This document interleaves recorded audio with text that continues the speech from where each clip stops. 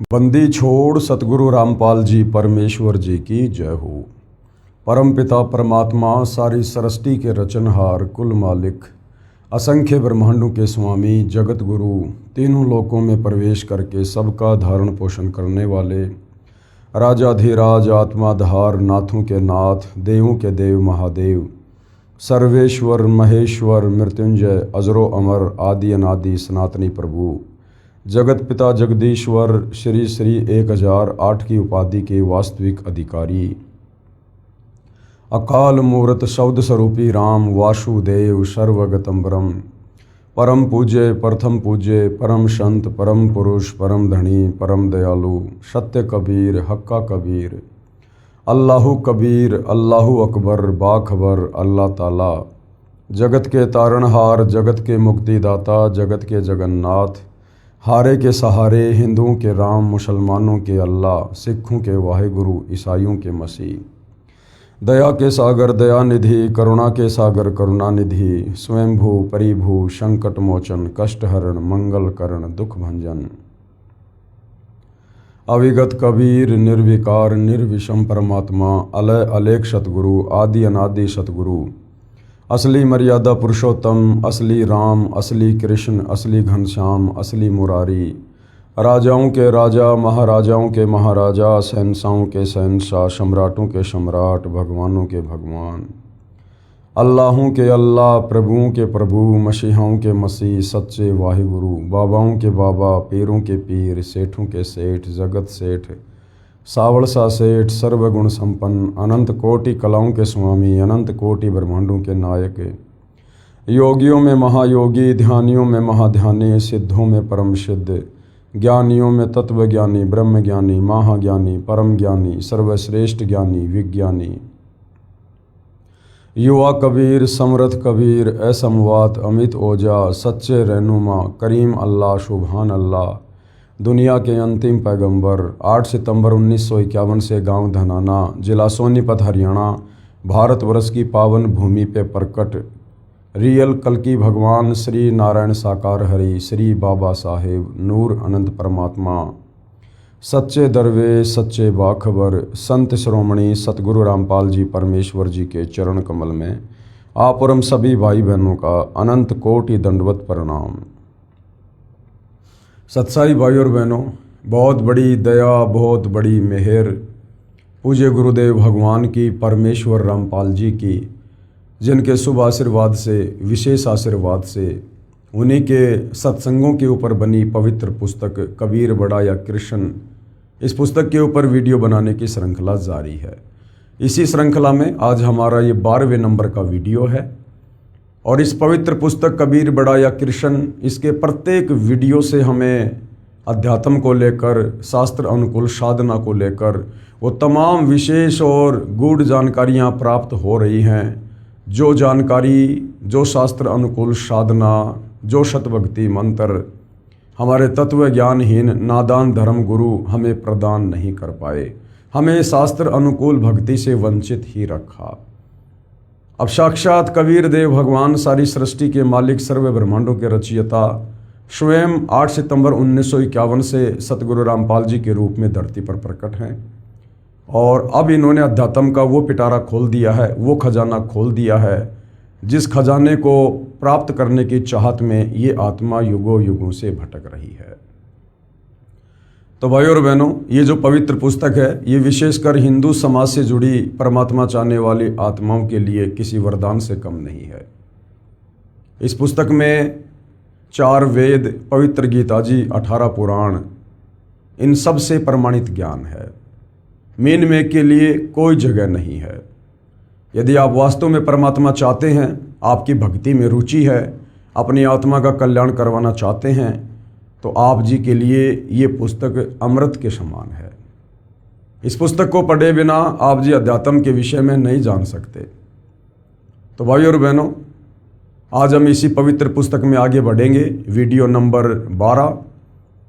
और जैसा कि विषय चल रहा है जनता की अदालत में, जनता की अदालत में जनता ही जज है, क्योंकि अब वर्तमान कलयुग की पिछली पीढ़ी में भक्ति युग में परमेश्वर ने जनता जनार्दन को शिक्षित कर दिया है। जनता अपनी आंखों से सर्व धर्मशास्त्रों को देखकर सही और गलत का निर्णय करने में सक्षम है। आज से पहले हमारे नादान धर्मगुरुओं ने जनता की निरक्षरता का लाभ उठाया, उनकी अनपढ़ता का लाभ उठाया, क्योंकि ये सर्व धर्मशास्त्र संस्कृत भाषा में लिपिबद्ध थे और इनको पढ़ने का अधिकार केवल एक ब्राह्मण वर्ग को था। ब्राह्मण यानी धर्मगुरु, जो भक्ति मार्ग में जनता का मार्गदर्शन करते हैं। आम समाज अनपढ़ था, जिस कारण से इन शास्त्रों में क्या सच्चाई लिखी है और हमारे धर्मगुरु क्या उआबाई बक रहे हैं, शास्त्रों के विरुद्ध भक्ति साधना दे रहे हैं, हम इसका पता नहीं लगा सके, जिस कारण से हम भक्ति से वंचित रहे और शत भक्ति ना करके परमात्मा से मिलने वाले लाभ से भी वंचित ही रहे। परंतु वर्तमान में परमेश्वर ने बच्चे बच्चे को शिक्षित कर दिया है, अक्षर ज्ञान से युक्त कर दिया है, सर्व धर्मशास्त्रों को अनेक भाषाओं में ट्रांसलेट करवा दिया है। आपके हाथों में मोबाइल हैं, आप कभी भी गूगल पर जाकर किसी भी धर्म ग्रंथ को किसी भी भाषा में PDF से डाउनलोड करके जो है पढ़ सकते हैं। तो वर्तमान में किसी के लिए भी शिक्षित जनता को बरगलाना संभव नहीं है। तो भाइयों और बहनों, जनता की अदालत में मुकदमा ये है कि कबीर बड़ा या कृष्ण, सर्वश्रेष्ठ भगवान कौन है, सारी सृष्टि का रचयिता कौन है, सब आत्माओं को उत्पन्न करने वाला कौन है, सर्व ब्रह्मांडों को बनाने वाला कौन है, तीनों लोकों में प्रवेश करके सबका धारण पोषण करने वाला कौन है। तो मुद्दा जनता की अदालत में है कबीर बड़ा या कृष्ण। एक तरफ जनता की अदालत में श्री कृष्ण उर्फ विष्णु जी की तरफ से उनके जो वकील साहिबान हैं वो सर्व हिंदू धर्म गुरु हैं, आचार्य शंकराचार्य मंडलेश्वर आदि। दूसरी तरफ कबीर जी की तरफ से जो वकील साहिबान हैं वो स्वयं कबीर जी, जो वर्तमान में सतगुरु रामपाल जी के नाम से धरती पर प्रकट हैं, वे स्वयं ही अपने वकील हैं। और श्री कृष्ण उर्फ विष्णु के वकील साहिबान हिंदू धर्मगुरुओं का कहना है कि हमारे चारों वेदों में, पवित्र गीता में जिसे परमात्मा बताया गया है, अजरो अमर बताया गया है, वो श्री कृष्ण उर्फ विष्णु जी हैं। इधर कबीर जी के वकील सतगुरु रामपाल जी ने जनता के सामने श्रीमद् भगवत गीता को दिखाकर, शिव महापुराण को दिखाकर और श्रीमद् देवी महापुराण को दिखाकर ये साबित कर दिया है कि श्री कृष्ण उर्फ विष्णु ये सतोगुण के स्वामी हैं और काल के 21 ब्रह्मांड हैं, जिसमें एक ब्रह्मांड में केवल 3 लोकों में, पृथ्वीलोक, पाताललोक, स्वर्गलोक, इन लोकों में एक सतोगुण विभाग का मंत्री है, स्वामी है। और ये अजरो अमर नहीं है, ये स्वयं स्वीकार करते हैं कि हमारी जन्म और मृत्यु होती है और मेरी माँ का नाम दुर्गा है, ये स्वयं स्वीकार करते हैं और ये नाशवान है। तो भाइयों और बहनों, आज वीडियो नंबर 12 में जनता की अदालत में आगे क्या कुछ कार्रवाई होगी इसके विषय में हम पढ़ेंगे। और आज की जो कार्रवाई है उस कार्रवाई के तहत सृष्टि रचना को कबीर जी की अमृतवाणी से, 5वें वेद सूक्ष्म वेद से जो है प्रमाणित करके दिखाया जा रहा है कबीर जी के वकील सतगुरु रामपाल जी के द्वारा कि 650 साल पहले कबीर परमेश्वर ने जो जुलाही की भूमिका कर रहे थे, उन्होंने 120 वर्ष तक लीला की और जो भी तत्व ज्ञान उन्होंने जनता को दिया उसको आगे चलकर आदरणीय धर्मदास जी के द्वारा कबीर सागर के रूप में लिपिबद्ध कर लिया गया, जिसको 5वां वेद सूक्ष्म वेद कहते हैं, जो कबीर वाणी है। तो उस कबीर वाणी में 650 साल पहले उन्होंने सृष्टि रचना को बताया था, समझाया था। और आज हमारे जितने भी धर्म ग्रंथ हैं ये कबीर जी की उसी सृष्टि रचना का ज्यों का त्यों समर्थन कर रहे हैं। तो जनता को समझने में बिल्कुल भी देरी नहीं लगेगी कि वास्तव में समर्थ परमात्मा कबीर जी ही हैं। तो भाइयों और बहनों, अब हम सृष्टि रचना की जानकारी में आगे बढ़ेंगे। काफ़ी कुछ हमने पिछले वीडियो में जानकारी प्राप्त कर ली थी, अब हम आगे बढ़ेंगे। ज्योति निरंजन, ज्योति निरंजन यानी ब्रह्मा विष्णु महेश का पिता, ये काल ब्रह्म, काल बलि के वश होकर ये तीनों देवता, रजगुण ब्रह्मा, सतगुण विष्णु, तमगुण शिव, अपनी महिमा दिखाकर जीवों को स्वर्ग, नरक तथा भवसागर में लग 84 योनियों में भटकाते रहते हैं। ये तीनों देवता जो एक एक गुण से युक्त हैं, रजगुण से ब्रह्मा जी, सतगुण से विष्णु जी और तमोगुण से शंकर जी। ये तीनों ब्रह्मा विष्णु महेश ये इस काल बलि के पुत्र हैं और काल प्रेरणा से एक एक गुण के वशीभूत होकर ये तीनों लोकों के प्राणियों को भक्ति मार्ग से भटकाते रहते हैं, भ्रमित करते रहते हैं, सभी जीवों को कर्म बंधनों में बांध के रखते हैं। ज्योति निरंजन यानी काल अपनी माया से नागिनी की तरह जीवों को पैदा करता है और फिर मार देता है। नागिन अपने बच्चों को खाती है, उसी प्रकार ज्योति निरंजन उत्पन्न करता है तथा मारता है। ज्योति निरंजन यानी काल 1,00,000 मानव शरीर प्रतिदिन खाता है। उदाहरण बताया है कि नागिन अपने अंडों से बच्चे निकालते समय अपने शरीर के पिछले भाग से यानी फन से आगे वाले भाग से अंडों के चारों ओर घेरा लगा लेती है। फिर अंडों को अपना फन यानी मुख मार मार कर फोड़ती है। अंडों से बच्चे निकलते ही भागने लगते हैं। नागिन उनको खाने लगती है। जो कोई उसके शरीर के ऊपर से होकर घेरे से बाहर निकल जाते हैं वे ही बच पाते हैं, नहीं तो कुंडली में वह नागिन छोड़ती नहीं। जितने बच्चे उस कुंडली के अंदर होते हैं उन सब को खा जाती है। तो भाई और बहनों, ये जो 21 ब्रह्मांड है ये इस काल रूपी नागिन की कुंडली है। ये दुर्गा ने पूरी कुंडली बना रखी है, काल और दुर्गा ने। और ये काल दुर्गा के माध्यम से यहाँ पर संतान उत्पत्ति करता है और खुद ही फिर ये तपतशिला पे भून भून के खाता है। और जो इसकी कुंडली से, जो इसके घेरे से बाहर निकल जाते हैं वो जीव बच जाते हैं। और इसके घेरे से, इसकी कुंडली से कौन निकलता है? जो भगत आत्मा तत्वदर्शी संत की शरण में आकर मर्यादा में रहकर शत भक्ति करते हैं, उनको ये नागिन, ये काल कुछ नहीं कहता, क्योंकि वो आत्माएं सतगुरु की शरण में आकर इनकी हद से बाहर हो जाते हैं। अन्यथा ये सबको खाते हैं। ब्रह्मा विष्णु महेश जो इसके पुत्र हैं ये काल इनको भी नहीं छोड़ता है। परमेश्वर की वाणी है, माया काली नागिन और अपने जाए खात और कुंडली में छोड़े नहीं 100 बातों की बात। इसी प्रकार ये काल बलि का जाल है। निरंजन तक की भक्ति पूरे संत से नाम लेकर करेंगे तो भी इस निरंजन की कुंडली यानी 21 ब्रह्मांडों से बाहर नहीं निकल सकते। अगर काल निरंजन तक की भक्ति भी आप पूर्ण तत्वदर्शी संत से लेकर करोगे तो भी आप काल के 21 ब्रह्मांड से बाहर नहीं निकल सकते। तत्वदर्शी संत क्या करेगा? आपको लास्ट इस ब्रह्म का मंत्र दे देगा, आपको धार्मिक यज्ञ बता देगा, तो आप कहाँ जाओगे? इस ब्रह्म के ब्रह्मलोक में जाओगे। और गीता अध्याय 8 श्लोक नंबर 16 में ये काल ब्रह्म खुद कहता है कि अर्जुन, ब्रह्मलोक पर्यंत सर्वलोक पुनरावर्ती में है, यानी ब्रह्मलोक में गया हुआ साधक भी वापस जन्म और मरण में है। तो यदि आप काल के 21 ब्रह्मांड से बाहर निकलना चाहते हैं, इस कुंडली से बाहर निकलना चाहते हैं, तो आपने तत्वदर्शी संत से कंप्लीट भक्ति का कोर्स लेना पड़ेगा, कंप्लीट भक्ति का कोर्स, तब आप 21 ब्रह्मांड से बाहर निकल सकते हैं। स्वयं ब्रह्मा विष्णु महेश आदि माया शेरा वाली भी निरंजन की कुंडली में है। ये अवतार धार कर आते हैं और जन्म मृत्यु का चक्कर काटते रहते हैं।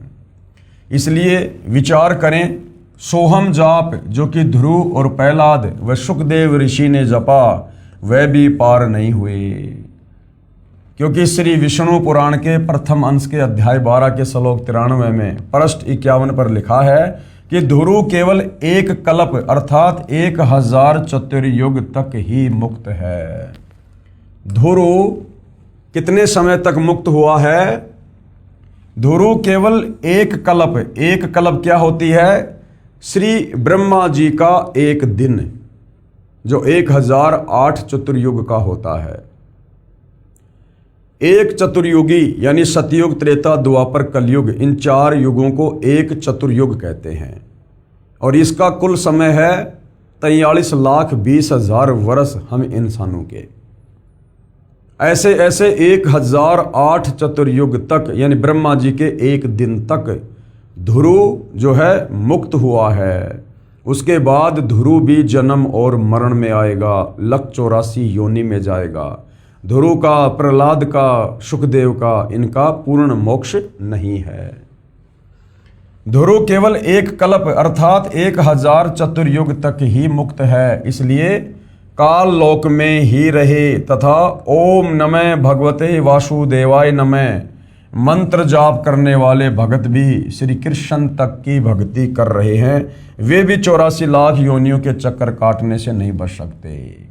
जनता की अदालत में सतगुरु रामपाल जी हिंदू धर्मशास्त्रों का हवाला देकर बता रहे हैं कि श्री कृष्ण उर्फ श्री विष्णु जी की भक्ति साधना करने वाले साधक भी काल लोक से पूर्णतया मुक्त नहीं होते हैं। उनका जन्म मरण, लक 84 योनि में चक्कर काटना, नरक में असहनीय पीड़ा भोगना, ये सतत जारी रहता है। ये परम पूज्य कबीर साहिब जी व आदरणीय गरीबदास साहिब जी महाराज की वाणी प्रत्यक्ष प्रमाण देती है, जो कि 5वां वेद सूक्ष्म वेद है। और क्या प्रमाण है? अनंत कोटि अवतार हैं माया के गोविंद। इस काल बलि की प्रेरणा से यहाँ पर अनंत करोड़ अवतार हो चुके हैं श्री राम श्री कृष्ण जी जैसे। और करता हो अवतरे, और जब ये आते हैं ना ब्रह्मा विष्णु महेश ऊपर से अवतार बन के, तो ये भगवान बन के आते हैं। यहाँ पर आम प्राणियों से इनके पास में विशेष पावर होती है, शक्ति होती है, जो ये यहाँ पर भगवान बन जाते हैं आप और हमारे बीच में। और बहुर पड़े जगफंद, लेकिन जब इनका समय पूरा होता है उसके बाद ये भी लक 84 योनियों में जाते हैं। जिस प्रकार भाई और बहनों बरसात के समय में वो पंख वाली चींटियां आ जाती हैं और वो क्या करती हैं, घंटा 2 घंटा जहाँ कहीं भी कोई लाइट वगैरह होती है, कोई दीपक होता है, उसके चारों तरफ मंडराती हैं, उड़ती रहती हैं।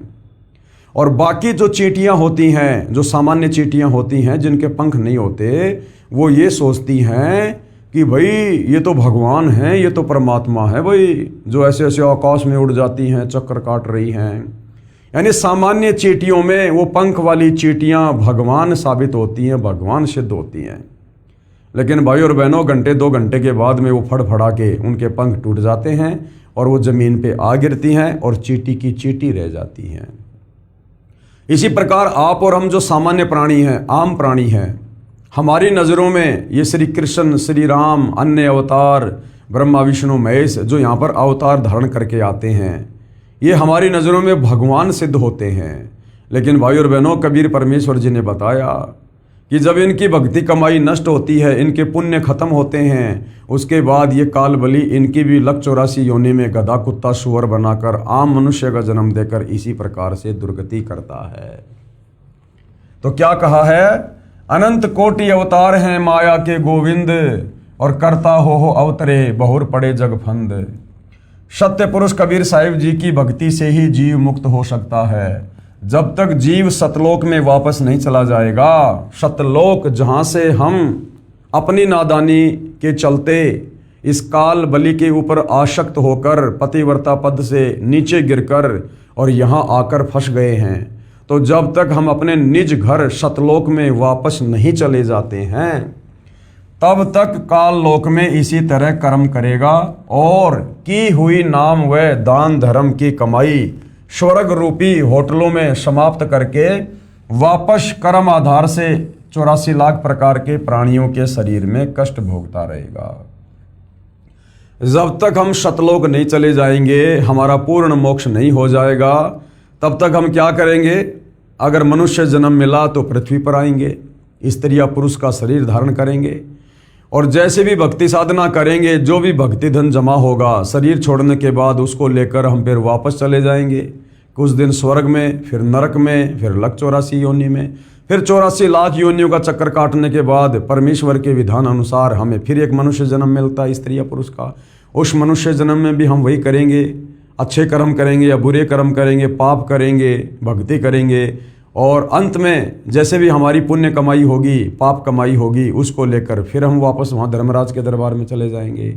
वहाँ हमारा अकाउंट होगा, हमारे उन पुण्यों के आधार से स्वर्ग में भेज दिया जाएगा। जब स्वर्ग में हमारे पुण्य खत्म हो जाएंगे, फिर हमारे पाप कर्म बचेंगे, पाप कर्म के आधार से हमें नरक में ठोक दिया जाएगा।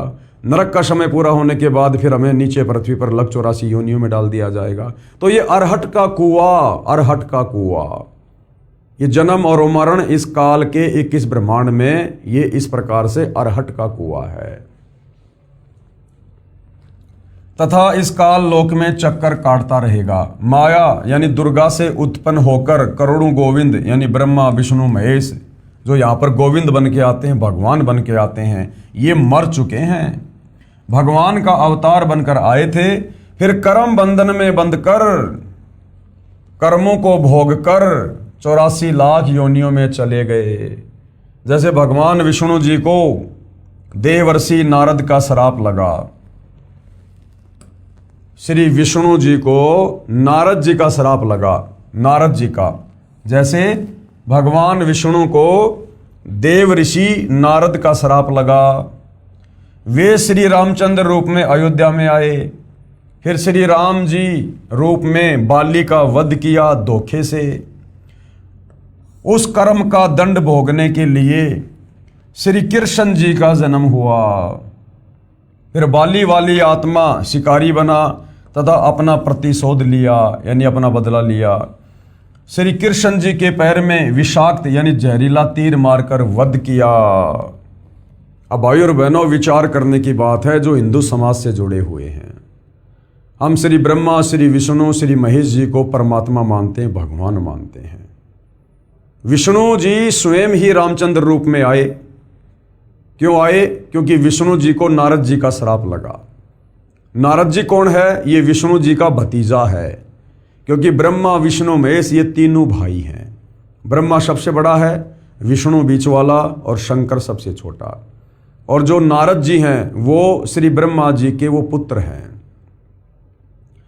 और नारद जी ने एक समय कुछ ऐसी घटना घटित हुई, नारद जी ने हरि रूप मांगा था, तो श्री विष्णु जी ने मजाक कर दिया और हरि का मतलब जो है बंदर भी होता है, तो बंदर का रूप दे दिया। इस बात से नाराज होकर नारद जी ने श्री विष्णु जी यानी अपने चाचा जी को श्राप दे दिया। और उसी श्राप को भोगने के लिए श्री विष्णु जी इस पृथ्वी लोक पर मृत मंडल में त्रेता युग में राजा दशरथ के घर में कौशल्या के गर्भ से जन्मे। तो सबसे पहले तो भाई और बहनों ये विचार करो, यदि श्री विष्णु उर्फ श्री कृष्ण जी अगर पूर्ण परमात्मा होते, सर्वशक्तिमान होते, तो पूर्ण परमात्मा के ऊपर किसी का श्राप काम नहीं करता है।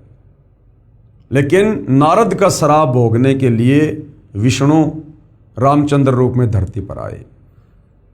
और यहाँ आने के बाद, क्योंकि ये कर्म क्षेत्र है, ये मृत लोक है, यहाँ पर चाहे ये अवतार हो चाहे आम व्यक्ति हो, यहाँ पर उनको कर्म लगते हैं। और यहाँ पर भी उनको कर्म लगे। 14 साल का वनवास हुआ, अपनी पत्नी और भाई के साथ में वनवास गए। रावण सीता जी का अपहरण करके ले गया। अब रावण से सीता जी को वापस लाने के लिए उन्होंने सुग्रीव की सेना चाहिए थी। सुग्रीव ने कहा, भाई जो किष्किंधा है वहाँ की गद्दी पर मेरा बड़ा भाई बाली बैठा हुआ है, और जब तक बाली गद्दी पर है मैं आपकी किसी प्रकार से कोई मदद नहीं कर सकता। यदि आप मुझे किष्किंधा का राजा बना दो और बाली की हत्या कर दो, तो मैं फिर अपनी सारी सेना आपकी मदद में लगा दूंगा। तो भाई और बहनों, अपने स्वार्थ के लिए श्री रामचंद्र जी ने एक पेड़ की ओट लेकर, पेड़ की ओट क्यों लेनी पड़ी? क्योंकि बाली को ब्रह्मा जी से वरदान था कि तेरे आमने सामने होकर अगर कोई भी योद्धा युद्ध करेगा तो उसकी आदि शक्ति ऑटोमेटिक तेरे अंदर आ जाएगी। यानी बाली की शक्ति तो उसके पास में भरपूर थी, सामने वाले की आदि शक्ति बाली के अंदर आ जाती थी, तो सामने वाला कमजोर हो जाता था और बाली उसे 1.5 गुना ज्यादा समर्थ हो जाता था, तो वो हारता ही हारता था। तो सुग्रीव ने श्री रामचंद्र जी को ये बात भली भांति बता दी थी। इसलिए रामचंद्र जी एक पेड़ की ओट लेते हैं और धोखे से बाली को तीर से मारते हैं। अब यहाँ पर यह भी विचार करने की बात है, अगर दशरथ पुत्र श्री रामचंद्र शक्तिशाली थे, सर्वशक्तिमान थे, सारी सृष्टि के मालिक थे, तो बताओ फिर बाली को मारने के लिए पेड़ की ओट क्यों लेनी पड़ी? अरे वो भगवान कहाँ जिसकी आदि शक्ति और बाली जैसा एक व्यक्ति अपनी तरफ खींच ले। तो श्री रामचंद्र जी को इस बात का डर था, भय था, इसलिए उन्होंने पेड़ की ओट लेकर बाली का धोखे से वध किया। तो इससे भी सिद्ध होता है कि ये पूर्ण परमात्मा नहीं है विष्णु जी, ये सर्वशक्तिमान परमेश्वर नहीं है। उसके बाद बाली ने कहा कि हम दोनों भाइयों का आपस का मामला था, मैं तो तुझे जानता भी नहीं, और आपने जो मुझे धोखे से मारा है इसका बदला देना होगा। तो विष्णु उर्फ रामचंद्र जी ने कहा कि इसका बदला मैं आपको द्वापर युग में दूंगा, जब मैं श्री कृष्ण रूप में पुनः जन्म लूँगा, और आप उस समय एक शिकारी होंगे बालिया नाम के, और आप भी मुझे इसी प्रकार धोखे से तीर मारोगे हिरण की आंख समझकर। उस समय मैं आपका ये बदला दूंगा। तो विचार करो भाई और बहनों, आप और हम विशेषकर हिंदू समाज से जुड़े भाई बहन श्री ब्रह्मा, श्री विष्णु, श्री शंकर जी की भक्ति करते हैं। ब्रह्मा जी की तो लोग इतनी नहीं करते, लेकिन विष्णु और शंकर जी की विशेष करते हैं। और भक्ति करने का मकसद क्या होता है कि हमारे भाग्य में, हमारे संस्कार में, हमारे प्रारब्ध में जो परेशानियां हैं, जो दुख हैं, संकट हैं, आपत्तियां आनी है भविष्य में, वो आपत्तियां ना आए, इसीलिए तो भगवान की भक्ति करते हैं, मंदिर में जाते हैं, कावड़ लेकर आते हैं। अब विचार करो भाई और बहन, जिन भगवानों की भक्ति हम ये सोच कर रहे हैं कि ये हमारे कर्म के कांटे निकालेंगे, ये हमारी आपत्तियों का हरण करेंगे, सोचिए भाई और बहनों, उन भगवानों को खुद अपने द्वारा किए गए कर्मों को भोगना पड़ता है। उन भगवानों के पास भी वो कर्म काटने वाली शास्त्र अनुकूल भक्ति नहीं है। तो जो भगवान अपने कर्म नहीं काट पाए, तो उन भगवानों की भक्ति से, इन मंदिरों में जाने से, श्री रामचंद्र जी की पूजा से, श्री कृष्ण जी की पूजा से, भला आप और हम अपने कर्म संस्कार कैसे काट सकते हैं? ये विचारणीय विषय है। नारद का श्राप श्री विष्णु जी ने भोगा, और फिर त्रेता युग में जो गलती श्री रामचंद्र ने की, उस गलती की सजा भोगने के लिए, वो कर्म भोगने के लिए द्वापर युग में उसी विष्णु को रामचंद्र रूप लेकर आना पड़ा। और उस बालिया नाम के शिकारी ने हिरण की आंख समझकर श्री कृष्ण जी के पैर में जो पद्म था, जो चमका करता था, उसमें जहरीला तीर मारा और श्री कृष्ण जी की तड़फ तड़फ कर मृत्यु हुई। तो विचार करने की बात है भाई और बहनों, जो हमारे भगवान, जिनको हम भगवान समझा करते थे तत्व ज्ञान के अभाव में, और ज़्यादातर हिंदू समाज तो वर्तमान में भी उन्हीं को भगवान मानकर पूजता है, जब ये अपने कर्म दंड नहीं काट पाए, तो भला इनकी भक्ति से आप और हमारे कर्म दंड कैसे कटेंगे? इसलिए गीता अध्याय 4 श्लोक नंबर 34 में गीता का ज्ञान देने वाले काल ब्रह्म ने कहा है कि अर्जुन, अगर पूर्ण परमेश्वर की भक्ति करनी है, सदा सदा के लिए जन्म मरण से छुटकारा प्राप्त करना है, उस परमेश्वर के विषय में जानकारी प्राप्त करनी है, तो किसी तत्वदर्शी संत की खोज कर ले। वो तत्वदर्शी संत तुझे परमात्म ज्ञान से परिचित करवाएगा। तो भाई और बहनों, आप और हम क्या कर रहे हैं और हमारे धर्मशास्त्रों में क्या लिखा हुआ है, ये हमारे नादान तत्व ज्ञानहीन धर्मगुरु हमें आज तक नहीं बताए। अब विशेष रजा हुई है परमेश्वर की, उन्होंने स्वयं ही पृथ्वी पर प्रकट होकर सृष्टि रचना के द्वारा ये सारा भेद खोल दिया है कि श्री ब्रह्मा, विष्णु, महेश, देवी दुर्गा, काल ब्रह्म, ये अन्य देवी देवता, ये किस स्तर के हैं, इनकी भक्ति से मुक्ति है या नहीं, मोक्ष होगा या नहीं, जन्म मरण का झंझट समाप्त होगा या नहीं। महाराज गरीबदास जी की अपनी वाणी, आदरणीय गरीबदास जी अपनी वाणी में क्या कहते हैं भाई और बहनों? ब्रह्मा, विष्णु, महेश और माया और धर्मराया कहिए, इन पांचों मिल प्रपंच बनाया, वाणी हमरी लइए। यानी ये ब्रह्मा, विष्णु, महेश, ये तीनों देवता, इनकी माता दुर्गा और इनका पिता धर्मराय यानी ये काल, ये पांचों मिलकर यहाँ पर जीवों को कर्म बंधन में बांध के रखते हैं, मुक्त नहीं होने देते हैं। ब्रह्मा जी, विष्णु जी और महेश्वर यानी शंकर जी, माया यानी दुर्गा और धर्मराय यानी काल, इन पांचों मिल प्रपंच बनाया, इन्होंने पूरा जाल बुना हुआ है, वाणी हमरी लइए। इन पांचों मिल जीव अटकाए, जुगन जुगन हम आन छुटाए, बंदी छोड़ हमारा नामम, अजर अमर है अस्तर ठामम। पीर पैगंबर और कुतुब ओलिया, सुर नर मुनि जन ज्ञानी, ये त्या को तो रान ना पाया, जम के बंधे प्राणी।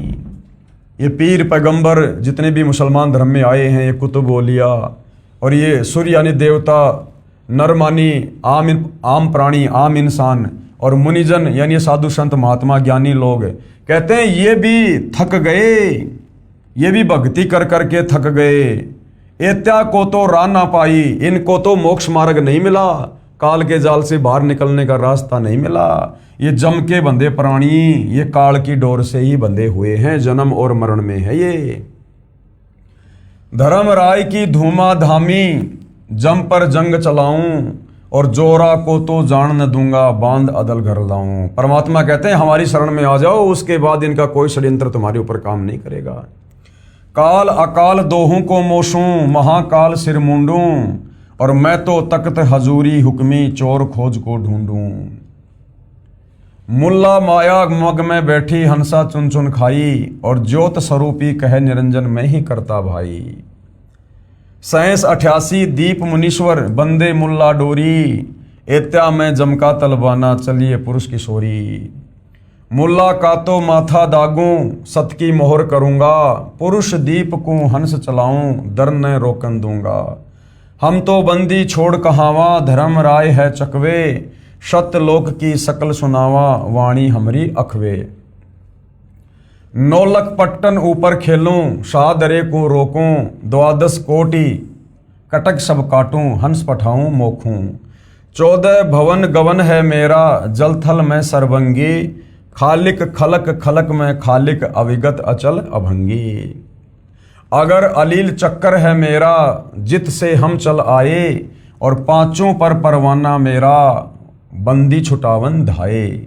जहाँ ओकार निरंजन नाही, ब्रह्मा विष्णु वेद ना जाही, जहाँ करता नहीं काल भगवाना, काया माया पिंड न प्राणा। ये सतलोक के विषय में बताया जा रहा है कि वहाँ पर ब्रह्मा विष्णु महेश जिस प्रकार से जीवों को कर्मदंड में बांध के रखते हैं, ऐसी व्यवस्था सतलोक में नहीं है। वहाँ सब स्वतंत्र हैं, सब वहाँ पर मुक्त हैं। ना वहाँ पर ये काल बली है जो वहाँ पर जीवों को भून भून के खाएगा। 5 तत्व तीनों गुण नाही, जोरा काल दीप नहीं जाही, अमर करूं सतलोक पठाऊं, ताते बंदी छोड़ कहूं।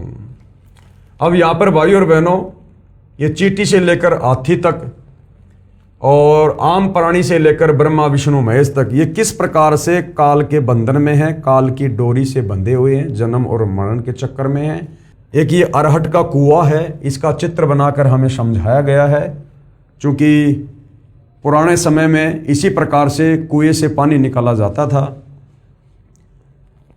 ये देखिएगा, एक ये चक्कर है, और इस चक्कर के चारों तरफ एक चैन है ये, और इस चैन के साथ में ये जो बाल्टियां हैं ये वेल्ड की हुई है ये, और बैलों के द्वारा इस चक्कर को चलाया जाता था। तो ये जो खाली बाल्टी हैं, ये खाली बाल्टी नीचे जाती थी इस कुएं के अंदर। ये बाल्टियां समझ लो ब्रह्मा विष्णु महेश हैं, आम प्राणी हैं, जीव हैं जो जन्म मरण के चक्कर में हैं।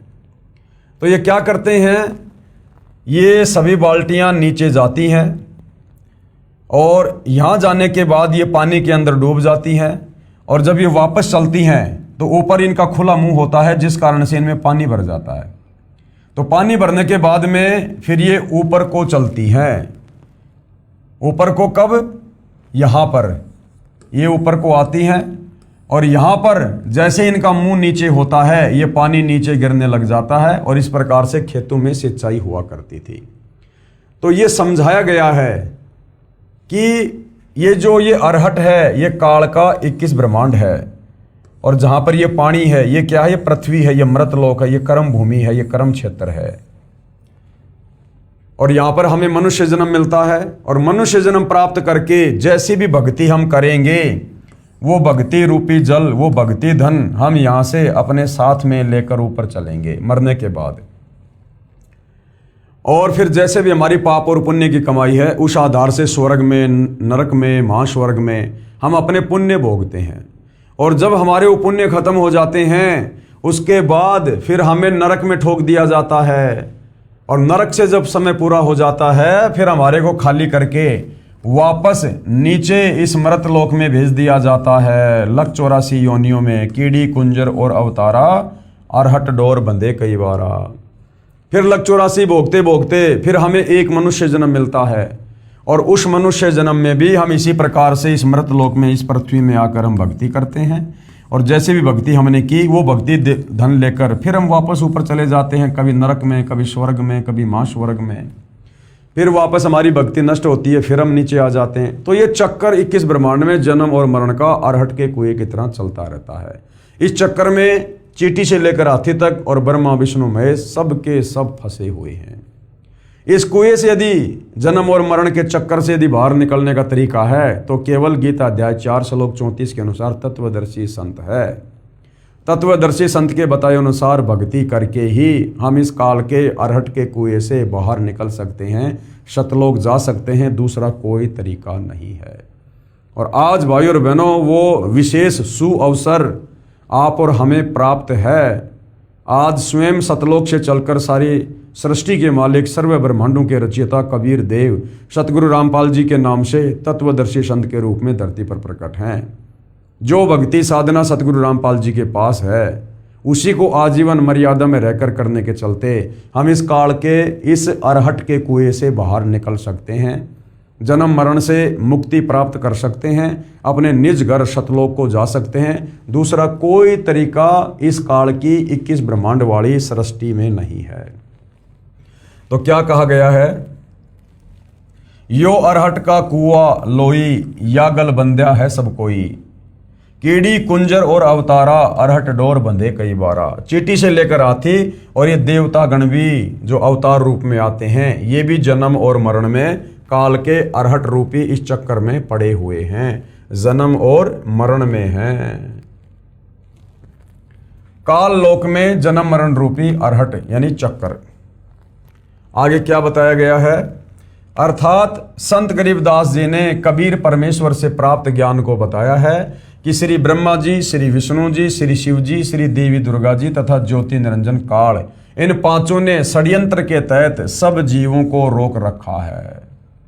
अब भाई और बहनों, ब्रह्मा विष्णु महेश भी बेचारे इस षड्यंत्र से अपरिचित हैं, क्योंकि काल ने इन तीनों को दुर्गा से पैदा करके और दुर्गा को कह दिया था कि दुर्गा आज के बाद मैं किसी को दर्शन नहीं दूंगा, क्योंकि मुझे पूर्ण परमेश्वर कबीर जी की तरफ से श्राप लगा हुआ है कि तू 1 लाख मानव शरीरधारी आत्माओं के सूक्ष्म शरीर से निकली वासना तपतशिला पर भून भून के खाएगा।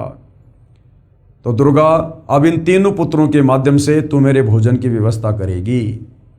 ब्रह्मा जी के रजोगुण के माध्यम से जीव संतान उत्पत्ति करते हैं, विष्णु जी के सतोगुण के प्रभाव से आपस में मोह माया में बंधे रहते हैं, और शंकर जी के तमोगुण के प्रभाव से अंत में किसी भी कारण से हम काल का भोजन बनने के लिए तपतशिला पर चले जाते हैं। और काल ने दुर्गा को पाबंद कर रखा, सख्त कर रखा है कि मेरा ये भेद कि मैं काल हूं और मुझे इस प्रकार से श्राप लगा हुआ है, ये इन तीनों पुत्रों ब्रह्मा विष्णु महेश को भी नहीं बताना। तो दुर्गा काल के डर से ब्रह्मा विष्णु महेश से भी सच्चाई छुपा कर रखती है, क्योंकि यदि ब्रह्मा विष्णु महेश को इस कुकृत्य का पता चल गया तो ये अपने कर्म नहीं फोड़ेंगे, फिर ये जीवों को कर्म बंधनों में नहीं बांधेंगे, और नहीं बांधेंगे तो फिर काल का भोजन कहाँ से तैयार होगा। तो इस काल और दुर्गा ने ब्रह्मा विष्णु महेश अपने पुत्रों को भी हकीकत नहीं बता रखी है। तो सोचिए भाई और बहनों, ये काल बली 21 ब्रह्मांड में आम प्राणियों तक भला कैसे यहाँ से मुक्त होने की शास्त्र अनुकूल भक्ति विधि का ज्ञान होने देगा। वैसे तो इसको खुद को भी नहीं पता है, लेकिन जितना पता है उतना भी ये किसी को पता नहीं चलने देता है। यही प्रमाण श्रीमद् भगवद गीता अध्याय 14 श्लोक 3 से 5 में भी है कि रज यानी रजगुण ब्रह्मा और शत यानी शतगुण विष्णु तथा तम यानी तम गुण शंकर, तीनों गुण अर्थात ब्रह्मा विष्णु महेश और प्रकृति अर्थात दुर्गा देवी से उत्पन्न हुए हैं। प्रकृति तो सब जीवों को उत्पन्न करने वाली माता है, ये दुर्गा, तथा मैं यानी ये काल ब्रह्म गीता ज्ञानदाता सब जीवों का पिता हूँ। मैं दुर्गा यानी प्रकृति के गर्भ में बीज स्थापित करता हूँ, यानी पति पत्नी व्यवहार करता हूँ दुर्गा के साथ, जिससे सबकी उत्पत्ति होती है। और ये तीनों गुण रजगुण ब्रह्मा, शतगुण विष्णु तथा तमगुण शिव ही जीव आत्मा को शरीर में बांधते हैं, यानी सब जीवों को काल के जाल में फंसाकर रखने वाले ये ही तीनों देवता हैं, ब्रह्मा विष्णु महेश। और इन्हीं की पूजा पूरा हिंदू समाज कर रहा है। क्यों? क्योंकि हमें अपने शास्त्रों का ज्ञान नहीं, हमारे को किसी ने तत्व ज्ञान नहीं बताया। पवित्र गीता जी के यथार्थ अनुवाद से परिचित नहीं करवाया, क्योंकि यही प्रमाण जो कबीर परमेश्वर जी द्वारा बताई गई सृष्टि रचना में हम सुन रहे हैं, यही सारी सच्चाई हमारे हिंदू धर्म ग्रंथों में विद्यमान है थी, लेकिन तत्व ज्ञान के अभाव से हमारे धर्मगुरु हमें नहीं बता पाए। गीता अध्याय 7 श्लोक नंबर 12 से 15 में रजगुण ब्रह्मा, सतगुण विष्णु, तमगुण शंकर, इन तीनों की भक्ति पूजा करने के लिए इनका पिता काल ब्रह्म मना कर रहा है। और जो इन्हीं तीनों देवताओं से मिलने वाले थोड़े बहुत लाभ के ऊपर आश्रित हैं, जो इन तीनों देवताओं की पूजा करते हैं, उनको इस काल ने 4 गालियां दी हैं कि राक्षस स्वभाव को धारण किए हुए मनुष्यों में नीच, दूषित कर्म करने वाले मूर्ख लोग मेरी भक्ति भी नहीं करते, अर्थात मुझ काल ब्रह्म की ओम नाम की साधना भी नहीं करते, जिससे थोड़ा बहुत ज़्यादा लाभ मैं इनको दे सकता हूँ। तो भाई और बहनों, हमारा पवित्र शास्त्र गीता जी ब्रह्मा विष्णु महेश की पूजा करने के लिए मना करता है, और हमारे नादान धर्म गुरुओं ने पूरे हिंदू समाज को तत्व ज्ञान के अभाव से इन्हीं तीनों देवताओं की पूजा के ऊपर आश्रित कर रखा है। तो बताओ भाई और बहनों, हम कैसे मुक्त हो पाते? हमारे पूर्वज इन धर्मगुरुओं के कहने पर रजगुण ब्रह्मा, सतगुण विष्णु, तमगुण शंकर की भक्ति पूजा करते करते आज वो प्रेत योनियों में चक्कर काट रहे हैं, भूत बने फिर रहे हैं, और वो हमें दुखी कर रहे हैं, जिस कारण से अब ये धर्मगुरु उनके श्राद्ध निकलवाते हैं। यदि सतगुरु रामपाल जी परमेश्वर धरती पर न आते, हमें शास्त्रों को खोल खोल कर ना दिखाते, भाई और बहनों, आप और हम भी इन्हीं नीच योनियों में, प्रेत योनियों में बिल्कुल जाने ही वाले थे।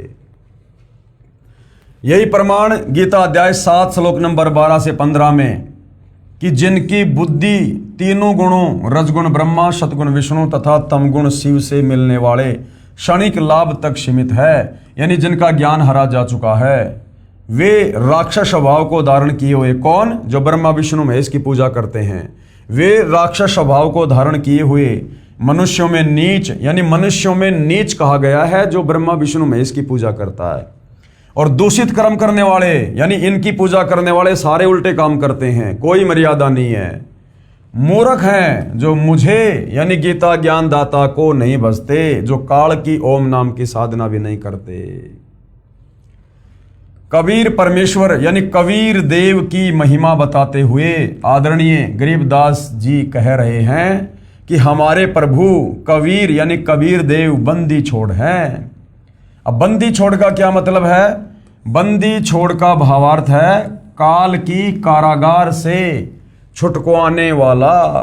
काल की कारागार क्या है? ये 21 ब्रह्मांड, ये काल की जेल है, कारागार है, और जो इससे हमें छुड़वा दे, जन्म और मरण से छुड़वा दे।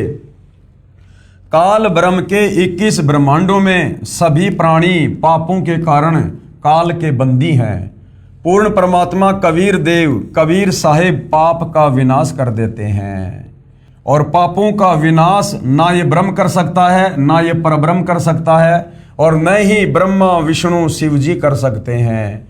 केवल जैसा कर्म है उसका वैसा ही फल दे सकते हैं। इसलिए यजुर्वेद अध्याय 5 के मंत्र 32 में लिखा है, क्या लिखा है? कबीर अंगारी असी, यानी कबीर देव, कबीर परमेश्वर पापों का शत्रु है। अग यानी पाप, पापों का शत्रु है, और बंभारी असी यानी बंधनों का शत्रु है। जो कर्म बंधन हमारे ऊपर लगे हुए हैं, कबीर परमेश्वर अपनी सत भक्ति देकर उनका नाश कर देता है, अर्थात बंदी छोड़ हैं। इन पांचों कौन? ब्रह्मा विष्णु शिव माया और धर्मराय यानी एक काल। इन पांचों से ऊपर सत्य पुरुष यानी परमात्मा कबीर देव हैं, जो सतलोक में रहते हैं, सबके मालिक हैं, और सर्व यानी ये जो परब्रह्म है जिसके 7 संग ब्रह्मांड हैं, और ये जो ब्रह्म है जो जिसके 21 ब्रह्मांड हैं, तथा ब्रह्मा विष्णु शिव जी व आदि माया यानी दुर्गा, ये सब नाशवान हैं, और महाप्रलय में ये सब तथा इनके लोक समाप्त हो जाएंगे। इन देवताओं की आम जीवों से कई हजार गुना ज्यादा लंबी आयु है, परंतु जो समय निर्धारित है वो एक दिन पूरा अवश्य होगा।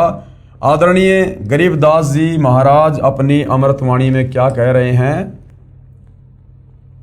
शिव ब्रह्मा का राज और इंद्र गिनती कहाँ, चार मुक्ति बैकुंठ समझ ये तालहा। शंख जुगन की जूनी उम्र बड़ धारिया, जा जननी कुर्बान सू कागज पाड़िया। ये ती उम्र बुलंद मरेगा अंतरे, सतगुरु लगे न कान न भेटे संतरे। क्या अनुवाद किया है? चाहे शंख युग की लंबी उम्र भी क्यों ना हो, वह एक दिन समाप्त जरूर होगी। क्योंकि गीता अध्याय 15 श्लोक नंबर 16 में जिन दो भगवानों का अक्षर पुरुष और अक्षर पुरुष का जिक्र है, काल और परब्रह्म का, कि इन दोनों के लोक भी नाशवान हैं। महाप्रलय में सब कुछ नष्ट हो जाएगा और इन लोकों में रहने वाली जितनी भी जीवात्माएं हैं उनके शरीर भी नाशवान हैं। और समय आने पर ये ब्रह्म और ये परब्रह्म ये दोनों भी खत्म होते हैं, नष्ट होते हैं। यदि सत्य पुरुष परमात्मा कबीर देव कबीर साहिब के नुमाइंदे पूर्ण संत यानी पूर्ण गुरु, जो 3 नाम का मंत्र जिसमें एक ओम है, दूसरा है तत्, तीसरा है सत्य, जो कि सांकेतिक हैं, वो प्रदान करता है तथा उसे पूर्ण संत द्वारा नामदान करने का आदेश है, उसे उपदेश लेकर नाम की कमाई करेंगे तो हम शतलोक के अधिकारी हंस हो सकते हैं। और अपने नुमाइंदे पूर्ण संत की भूमिका वो कबीर परमात्मा शतलोक से चलकर पृथ्वी पर प्रकट होकर हम इंसानों जैसा बनकर स्वयं ही निभाता है। तो वर्तमान में वो कबीर परमात्मा स्वयं ही अपना नुमाइंदा है, पूर्ण गुरु है। तो वर्तमान में सतगुरु रामपाल जी से नाम दीक्षा लेकर ही हम काल के 21 ब्रह्मांड रूपी कारागार से बाहर निकल सकते हैं। सत्य साधना बिना, सत्य साधना क्या है? शास्त्रों के अनुकूल साधना। सत्य साधना बिना बहुत लंबी उम्र कोई काम नहीं आएगी, क्योंकि अंत में मरना पड़ेगा। क्योंकि निरंजन का लोक दुखालय है, यानी यहां पर दुख ही दुख है। क्या कहा परमेश्वर ने अपनी अमृतवाणी में? कबीर जीवन तो थोड़ा ही भला, जय सत सुमरण होए, और लाख बरस का जीवना लेखे धरे न कोई। जिस भगत को शत भक्ति मिल जाती है तत्वदर्शी संत से, तो उसका टारगेट बन जाता है मोक्ष प्राप्त करने का, शतलोक जाने का। तो भाई जब जिसका टारगेट ही शतलोक जाने का बन गया, फिर उसके लिए क्या 1000 साल की उम्र, क्या 100 साल की उम्र, क्या 10 साल की उम्र। वो भगत तो तैयार बैठा कि परमात्मा कब आओगे, कब दास पे दया करोगे, चाहे आज ही सतलोक ले चलो। इसलिए कहते हैं कि जीवन तो थोड़ा ही भला, जय सत सुमरण हो। यदि आपके पास में शास्त्र अनुकूल साधना है काल के जाल से मुक्त होने की, तो ज़्यादा लंबी उम्र भगवान से नहीं मांगनी चाहिए, दुआ करनी चाहिए, परमात्मा है उसको भी खत्म करो, जल्दी से जल्दी यहाँ से बाहर करो। और लाख बरस का जीवना लेखे धरे न कोई। रावण था त्रेता युग में, लाखों साल की उसकी उम्र थी। बताओ, अंत में उसकी भी कुत्ते वाली मौत हुई दुर्गति से।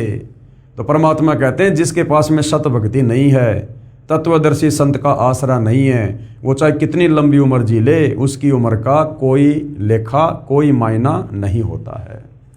अंत में लक 84 में ही जाना है। कबीर साहिब अपनी यानी पूर्ण ब्रह्म की जानकारी स्वयं बताते हैं। कबीर साहिब अपनी यानी पूर्ण ब्रह्म की, यानी कबीर परमात्मा खुद ही पूर्ण ब्रह्म हैं और वे खुद ही धरती पर तत्वदर्शी संत की भूमिका करके अपनी जानकारी बताते हैं कि इन परमात्माओं से ऊपर, कौन से परमात्माओं से ऊपर? 21 ब्रह्मांड का स्वामी ब्रह्म और 7 संग ब्रह्मांड का स्वामी अक्षर पुरुष, कि इन परमात्माओं से ऊपर असंख्य भुजा का परमात्मा सत्य पुरुष है, जो शतलोक यानी सचखंड सतधाम में रहता है, तथा उसके अंतर्गत सर्वलोक यानी इस ब्रह्म के 21 ब्रह्मांड व ब्रह्मा विष्णु शिव शक्ति के लोक तथा परब्रह्म के 7 संग ब्रह्मांड व अन्य सर्व ब्रह्मांड आते हैं। और वहां पर शतनाम शारनाम के जाप द्वारा जाया जाएगा, जो पूरे गुरु से प्राप्त होता है। सचखंड यानी सतलोक में जो आत्मा चली जाती है उसका पुनर्जन्म नहीं होता। कहां पर? इस काल के लोक में उसका पुनर्जन्म नहीं होता है, केवल सतलोक में एक बार उसका जन्म होता है परमेश्वर के आशीर्वाद से, वचन से, शब्द से। उसके बाद वो युवा होता है और युवा होने के बाद वो कभी वृद्ध नहीं होता, फिर वो कभी बुढ़ापे में नहीं आता, कभी फिर उसकी मृत्यु नहीं होती है, उसका पुनर्जन्म नहीं होता। सत्य पुरुष यानी पूर्ण ब्रह्म कौन? कबीर साहिब कबीर साहिब, कबीर देव ही अन्य लोकों में स्वयं ही भिन्न भिन्न नामों से विराजमान है। जैसे अलख लोक में अलख पुरुष, अगम लोक में अगम पुरुष तथा अकय लोक में अनामी पुरुष रूप में विराजमान है। ये तो उपमात्मक नाम है किसके? कबीर भगवान के। परंतु वास्तविक नाम उस पूर्ण पुरुष का कबीर देव भाषा भिन्न होकर कबीर साहिब है।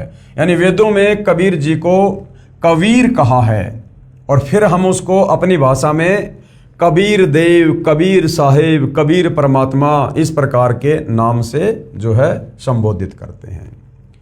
अब भाइयों और बहनों, इन तमाम धर्म ग्रंथों को लेकर कबीर जी के वकील सतगुरु रामपाल जी जनता की अदालत में सबके समक्ष हैं और सारी बातों के प्रमाण दिखाए जा रहे हैं, क्योंकि मुकदमा चल रहा है जनता की अदालत में। जनता खुद जज है और मुकदमा है कि वास्तव में सुप्रीम कोर्ट कौन है, कबीर बड़ा या कृष्ण। तो एक तरफ श्री कृष्ण जी के वकील हिंदू धर्मगुरु खड़े हैं, दूसरी तरफ कबीर जी के वकील सतगुरु रामपाल जी हैं। और जनता जो सवाल कर रही है, प्रत्येक सवाल का प्रमाणित जवाब हिंदू धर्म ग्रंथों से कबीर जी के वकील सतगुरु रामपाल जी पेश कर रहे हैं। जनता अपनी आंखों से देख रही है और आश्चर्यचकित है कि हमारे धर्म ग्रंथों में यह खजाना छुपा हुआ पड़ा था और हमें नहीं बताया गया।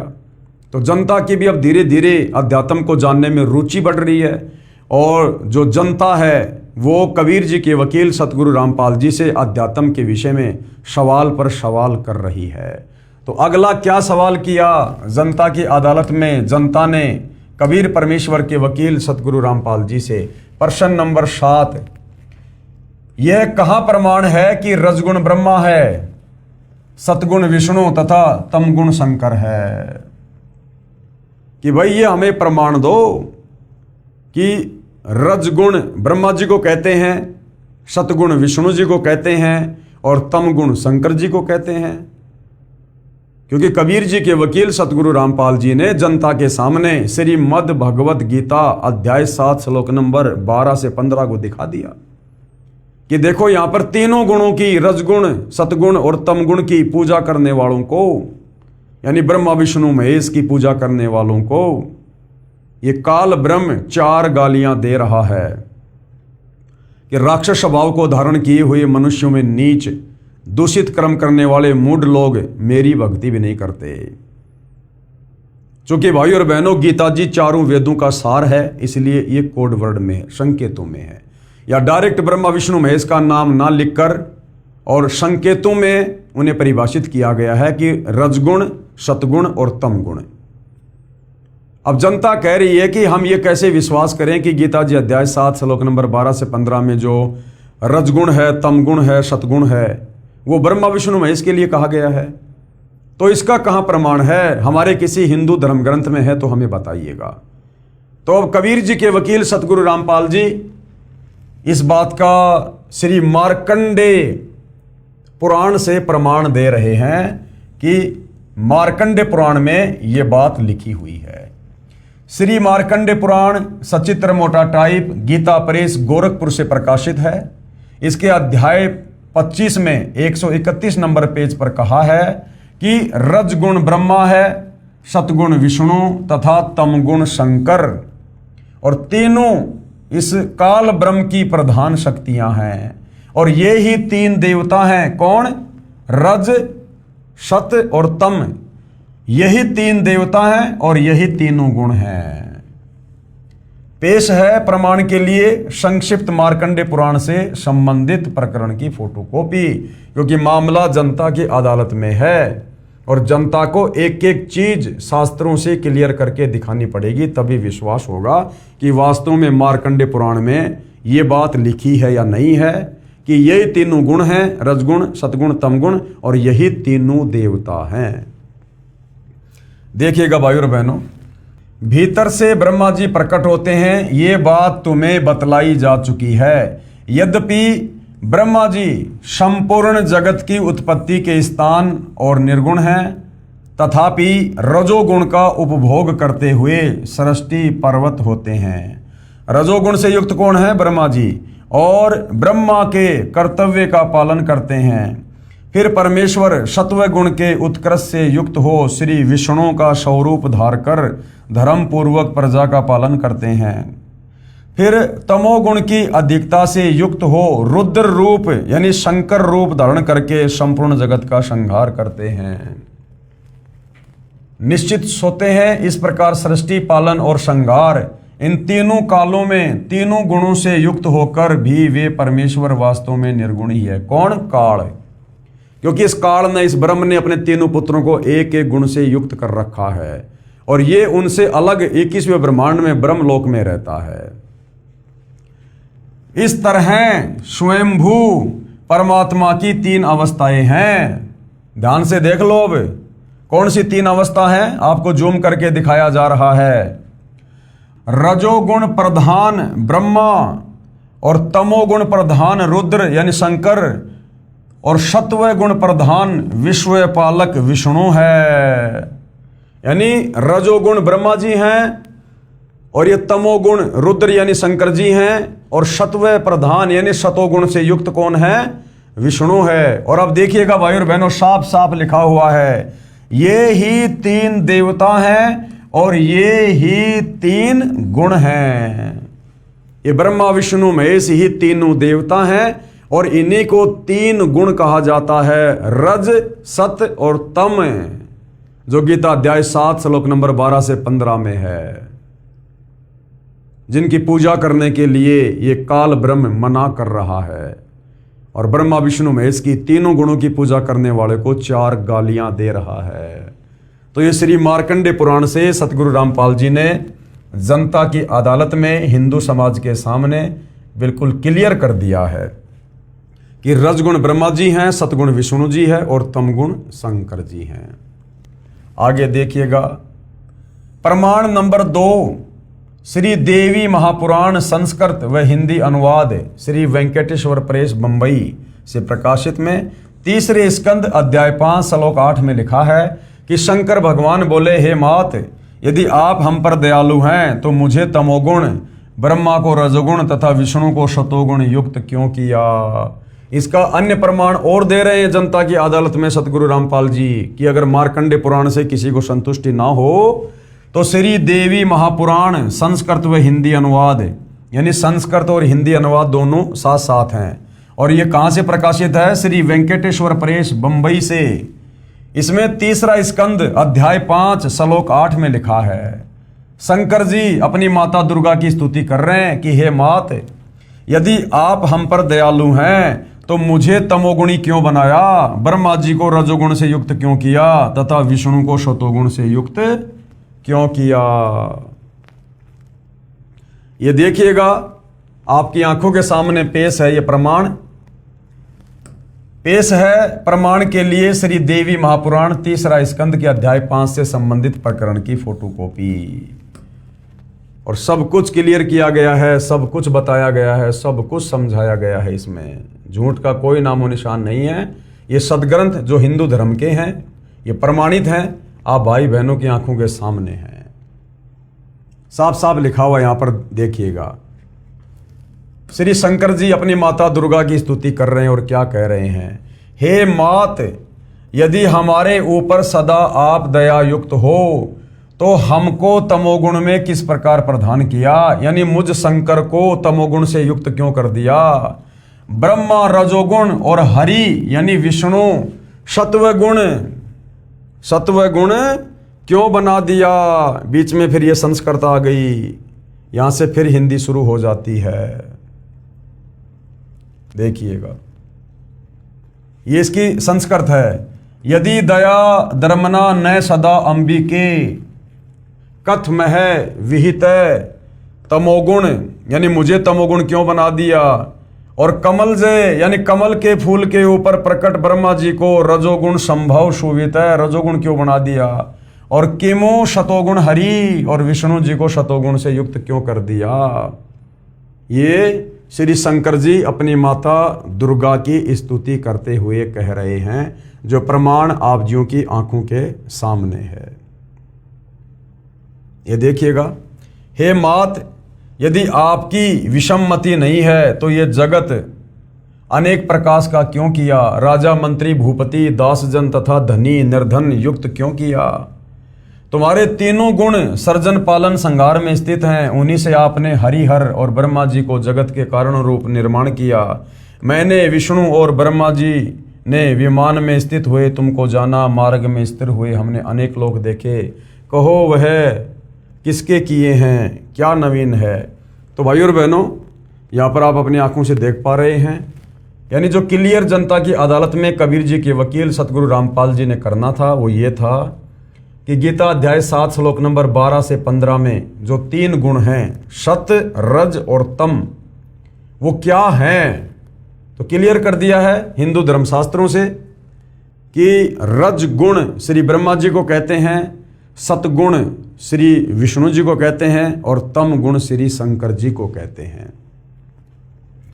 इस देवी पुराण की फोटोकॉपी में स्पष्ट है कि श्री शिव जी ने अपनी माता देवी दुर्गा से दुखी मन से कहा है कि हे मात, यदि आप हम पर दयालु हैं, यदि आप हमारे से विशेष प्यार करती हैं, प्रेम करती हैं, तो मेरे को तमगुण युक्त क्यों उत्पन्न किया, मेरे को तमोगुण से युक्त क्यों कर दिया, मुझे इतना गुस्सा इतना गुस्सेल क्यों बना दिया। विष्णु को शतोगुण तथा ब्रह्मा को रजोगुण युक्त क्यों उत्पन्न किया। ये भाव व्यक्त करने का अर्थ ये कि ये तीनों भी समझते हैं कि यहाँ सब जीव दुखी हैं। इनकी उत्पत्ति का ब्रह्मा का रजगुण कारण है, जिससे प्रभावित होकर परवश हुए नर मादा मिलन करते हैं। यानी इस काल का जो 21 ब्रह्मांड है और उसमें एक ब्रह्मांड में इसने जो ये सृष्टि अपनी चला रखी है, तो यहाँ पर श्री ब्रह्मा जी से निकल रहे रजोगुण के प्रभाव से नर और मादा, यानी चाहे इंसान हो, चाहे देवी देवता हो, चाहे लख 84 योनियों के जीव जंतु हो, सब के सब श्री ब्रह्मा जी से निकल रहे रजोगुण के प्रभाव से प्रभावित होकर, यानी विषय वासनाओं से ग्रस्त होकर जबरदस्ती संतान उत्पत्ति करते हैं। बाई फोर्स ये काल करवाता है, जिससे प्रभावित होकर परवश हुए नर मादा मिलन करते हैं और जीव उत्पन्न होते हैं। ऋषियों ने कामदेव से बचने के लिए, यानी रजोगुण से बचने के लिए घोर तप किए, एकांतवास किया, क्योंकि ये जो रजोगुण है भाई और बहनों, ये भक्ति में बहुत ज्यादा बाधक है। रजोगुण के प्रभाव से मन विचलित रहता है, अशांत रहता है, मन में गंदी प्रवृत्तियां उत्पन्न होती हैं जो भक्ति में, सुमरण में, ध्यान में बाधक हैं।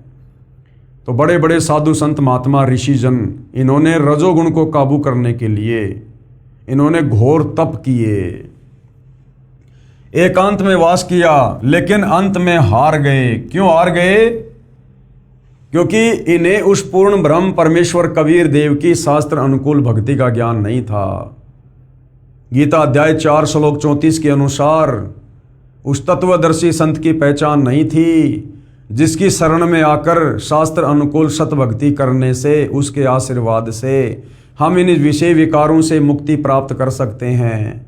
तत्वदर्शी संत की शरण में आने के बाद यदि हम मर्यादा में रहकर आत्म कल्याण के लिए जी जान लगाकर भक्ति करेंगे, तो उसके बाद हमें ना श्री ब्रह्मा जी से निकल रहा रजोगुण परेशान करेगा, ना विष्णु जी से निकल रहा शतोगुण दुखी करेगा, और ना शंकर जी से निकल रहा तमोगुण परेशान करेगा।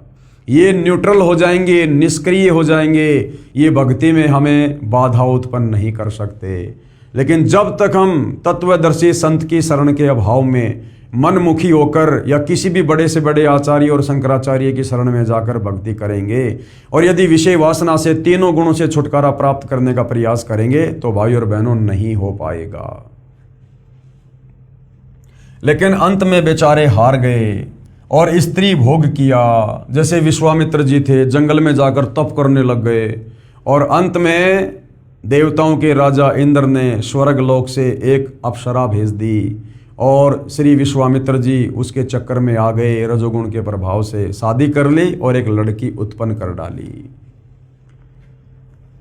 विष्णु जी के सतगुण के प्रभाव से एक दूसरे में मोह ममता उत्पन्न होता है। जैसे द्रोणाचार्य को पता चला कि उनका पुत्र अश्वत्थामा युद्ध में मर गया, तो वह पुत्र मोह के कारण हथियार भी नहीं उठा सका, इतना बेहाल हो गया कि युद्ध नहीं कर सका।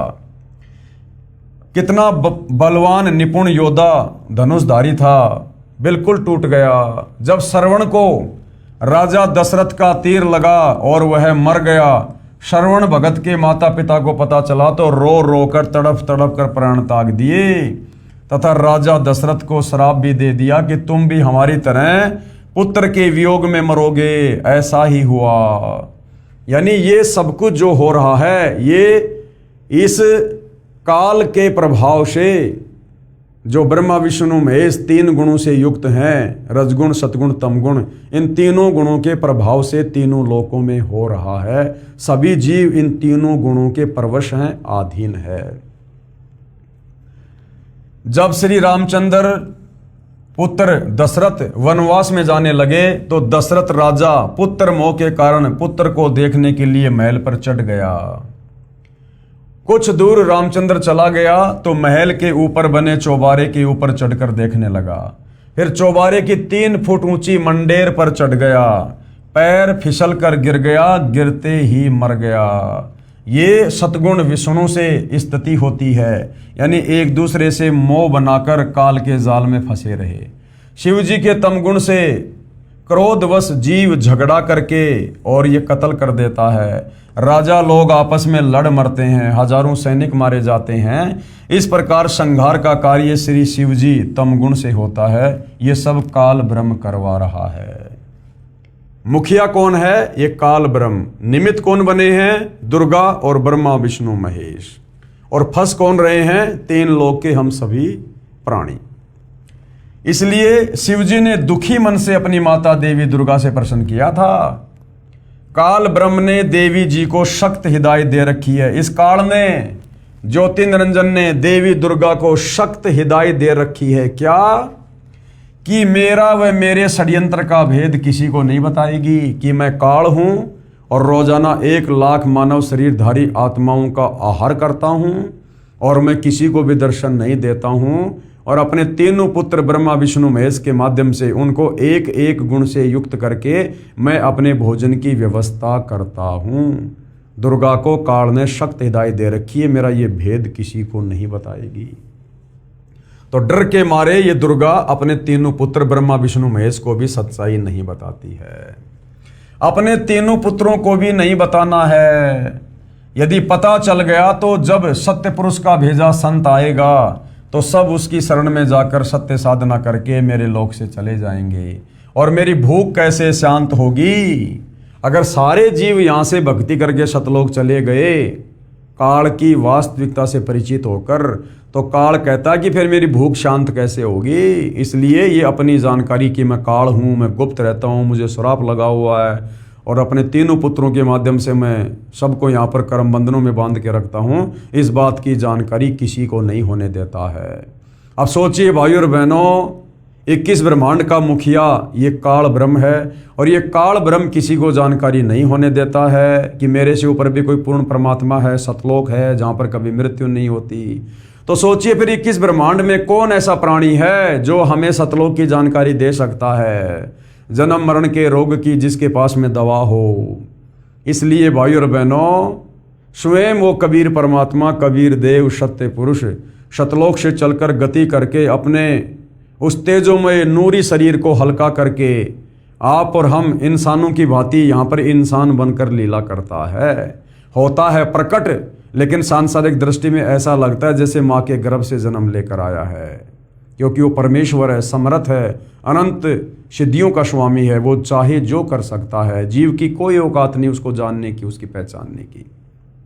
फिर वो यहाँ पर आम व्यक्ति बनकर, आम संत बनकर धीरे धीरे अपने तत्व ज्ञान का प्रचार करता है और सर्व शास्त्रों से उस ज्ञान को प्रमाणित करता है। और जो जो आत्माएं उनके ज्ञान को स्वीकार करके उनसे उपदेश लेकर आजीवन मर्यादा में रहकर भक्ति करती हैं, उन आत्माओं को वो कबीर परमात्मा तत्वदर्शी संत के रूप में यहाँ पर भी सुखी करता है और शरीर छूटने के बाद फिर उनकी मुक्ति कर देता है, उनको सतलोक पहुँचा देता है। गीता अध्याय 18 श्लोक 62 के अनुसार कि अर्जुन तू सर्वभाव से उस परमेश्वर की शरण में जा, जहाँ जाने के बाद साधक फिर लौटकर कभी संसार में वापस नहीं आता।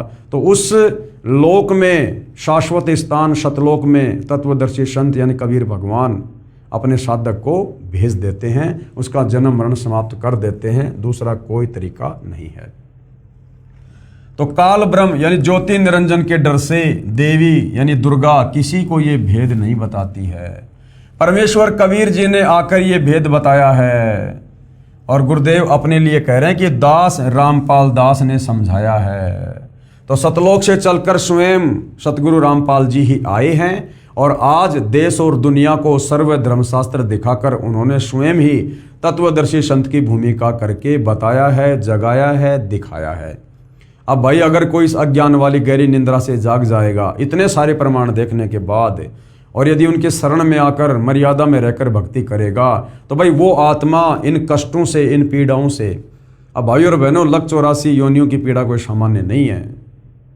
84 लाख प्रकार के जीवों के शरीर भोगने पड़ते हैं तब एक मनुष्य जन्म मिलता है केवल भक्ति के लिए, क्योंकि मनुष्य जन्म में भक्ति कर सकते हैं। इतनी बुद्धि, इतनी सोच, इतना विवेक, इतनी समझ केवल मनुष्य जन्म में मिलता हमें, क्योंकि ये मनुष्य जन्म 184 योनियों से भिन्न है। परमेश्वर ने हमें अपने जैसा रूप दिया है, नारायण ने नर रूप दिया है। और इस मनुष्य जन्म का फायदा यदि हमने तत्वदर्शी संत की शरण में आकर शत भक्ति करके फायदा नहीं उठाया तो क्या मतलब रह गया फिर मनुष्य जन्म प्राप्त करने का, स्त्री या पुरुष का, जब ये शरीर खत्म करके वापस 184 में जाना है, नरक में जाना है। तो अब मौका है भाई और बहनों, परमात्मा स्वयं धरती पर प्रकट हैं और इस ज्ञान को अच्छे से समझे बिना, सृष्टि रचना को अच्छे से समझे बिना हमारी रुचि ये सतभक्ति करने की नहीं बनेगी। उनकी शरण में आकर भी हम अपना पैर फिसलवा लेंगे और यही काल के जाल में जो है फंसे रहेंगे। तो सभी भाई बहनों ने पहले सतगुरु रामपाल जी के ज्ञान को अच्छे से समझना है, उसके बाद उनसे उपदेश लेकर आत्मा का कल्याण करवाना है। उपरोक्त इन प्रमाणों से सिद्ध हुआ कि रजगुण ब्रह्मा जी हैं, सतगुण विष्णु जी हैं तथा तमगुण शंकर जी हैं। ये ही 3 देवता हैं और ये ही 3 गुण हैं। ये आपने मार्कंडेय पुराण से देख लिया है। अब मामला जनता की अदालत में चल रहा है, तो जनता ने अपनी आंखों से देख लिया है कि भाई वास्तव में जो कबीर जी के वकील सतगुरु रामपाल जी कबीर जी को सर्वश्रेष्ठ परमात्मा साबित करते हुए और श्री कृष्ण और विष्णु जी को केवल एक ब्रह्मांड में 3 लोक का, एक शतोगुण विभाग का मंत्री साबित करते हुए सर्व हिंदू धर्मशास्त्रों से प्रमाण दिखा रहे हैं जो बिल्कुल सत्य हैं। तो जनता की रुचि बढ़ रही है और अधिक जानने की। तो जनता की अदालत में, जो कि जनता ही जज है, जनता ने और क्या सवाल किया कबीर जी के वकील सतगुरु रामपाल जी से।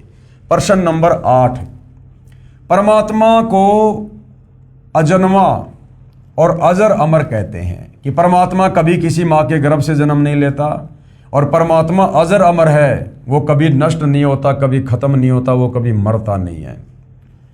ये उपरोक्त प्रकरण तथा इन प्रमाणों से सिद्ध हुआ कि श्री ब्रह्मा, श्री विष्णु तथा श्री शंकर तीनों नाशवान है, क्योंकि इनकी माँ दुर्गा है, पिता इनका काल भगवान है। श्रीमद् देवी भागवत महापुराण में 3रा स्कंद पेज नंबर 123 पर विष्णु जी स्वयं स्वीकार कर रहे हैं कि हमारी माँ का नाम दुर्गा है, हमारा जन्म होता है, मृत्यु होती है, हमारा तो आविर्भाव और तिरोभाव हुआ है और हम तो नाशवान हैं और हम तो नियमित काम करते हैं दुर्गा जी की कृपा से। तो साबित हो गए भाइयों और बहनों, श्री कृष्ण और विष्णु जी अर्थात ब्रह्मा विष्णु महेश ये अजरो अमर और अजन्मा परमात्मा नहीं है।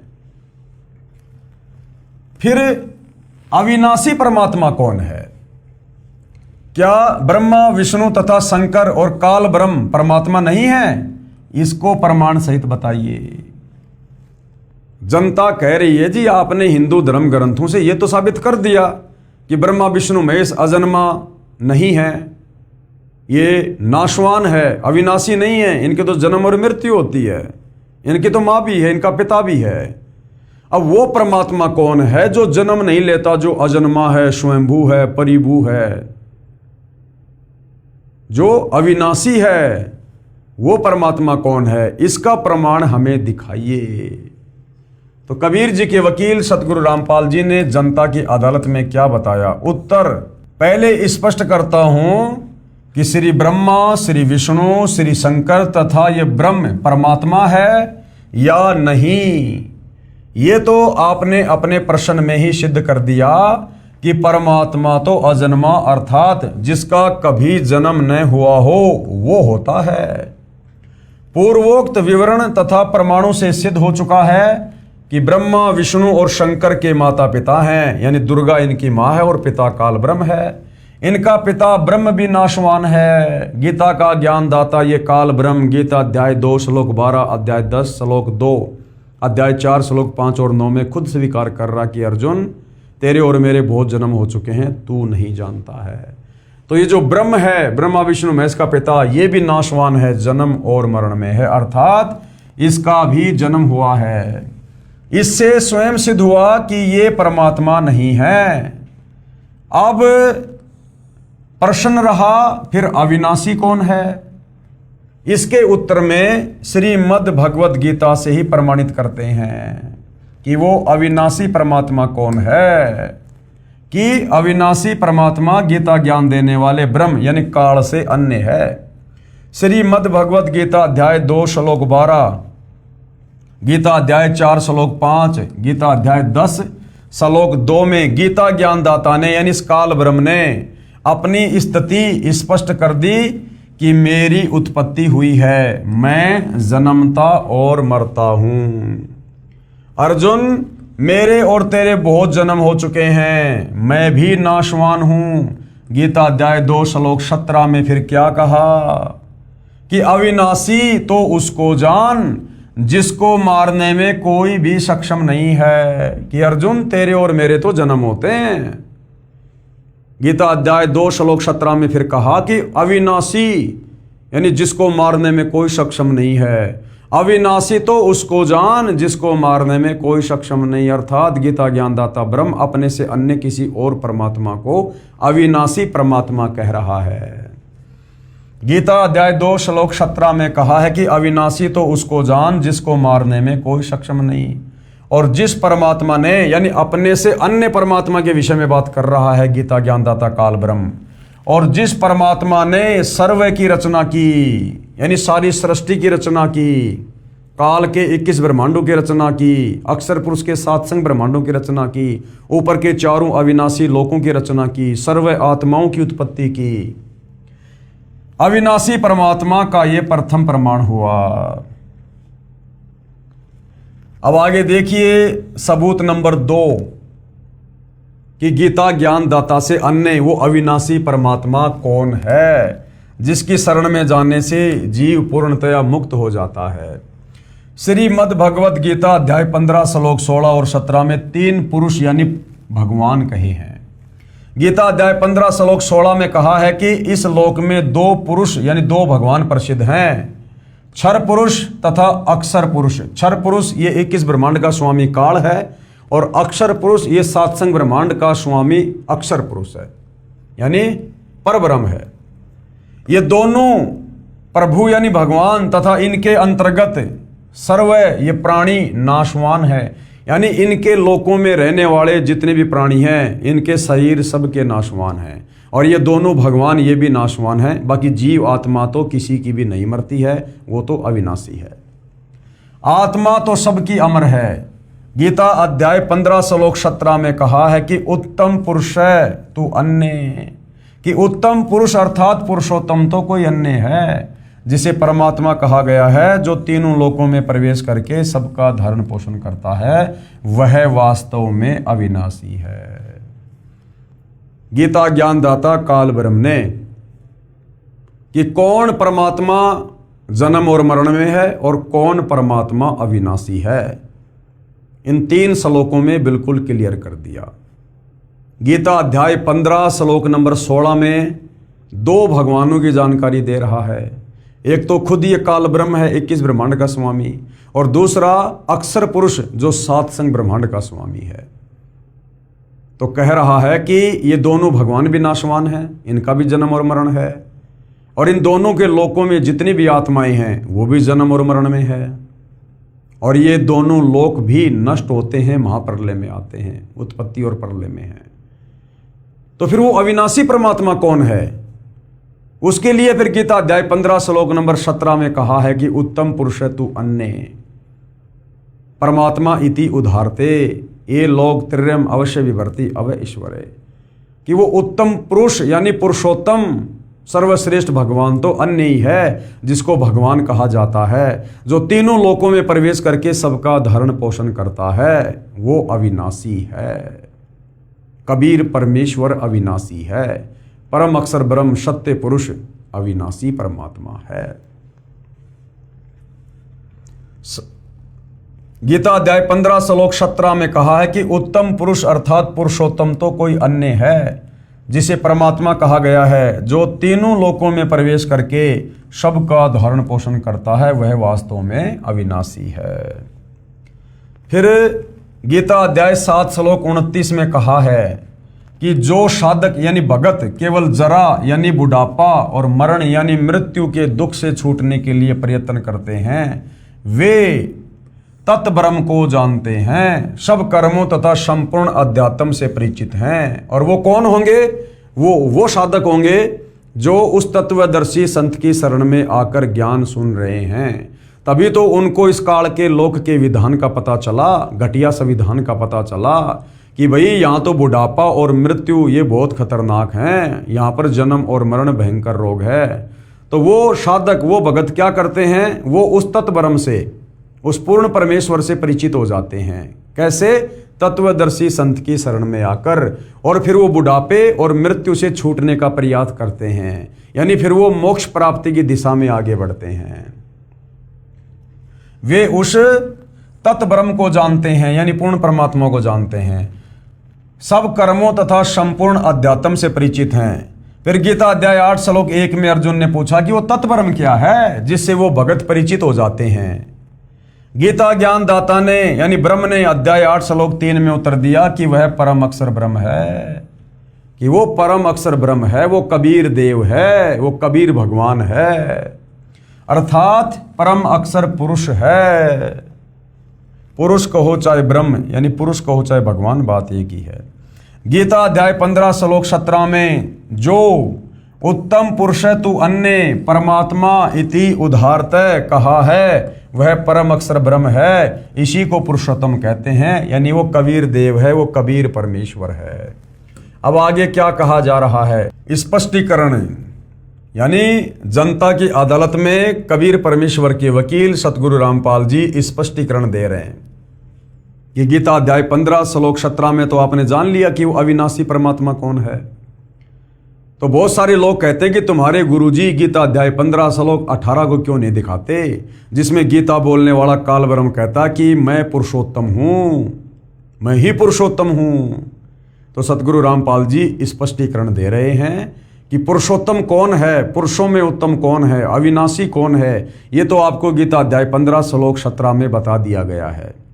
लेकिन गीता अध्याय 15 श्लोक 18 में जो पुरुषोत्तम है वो ये काल नहीं है।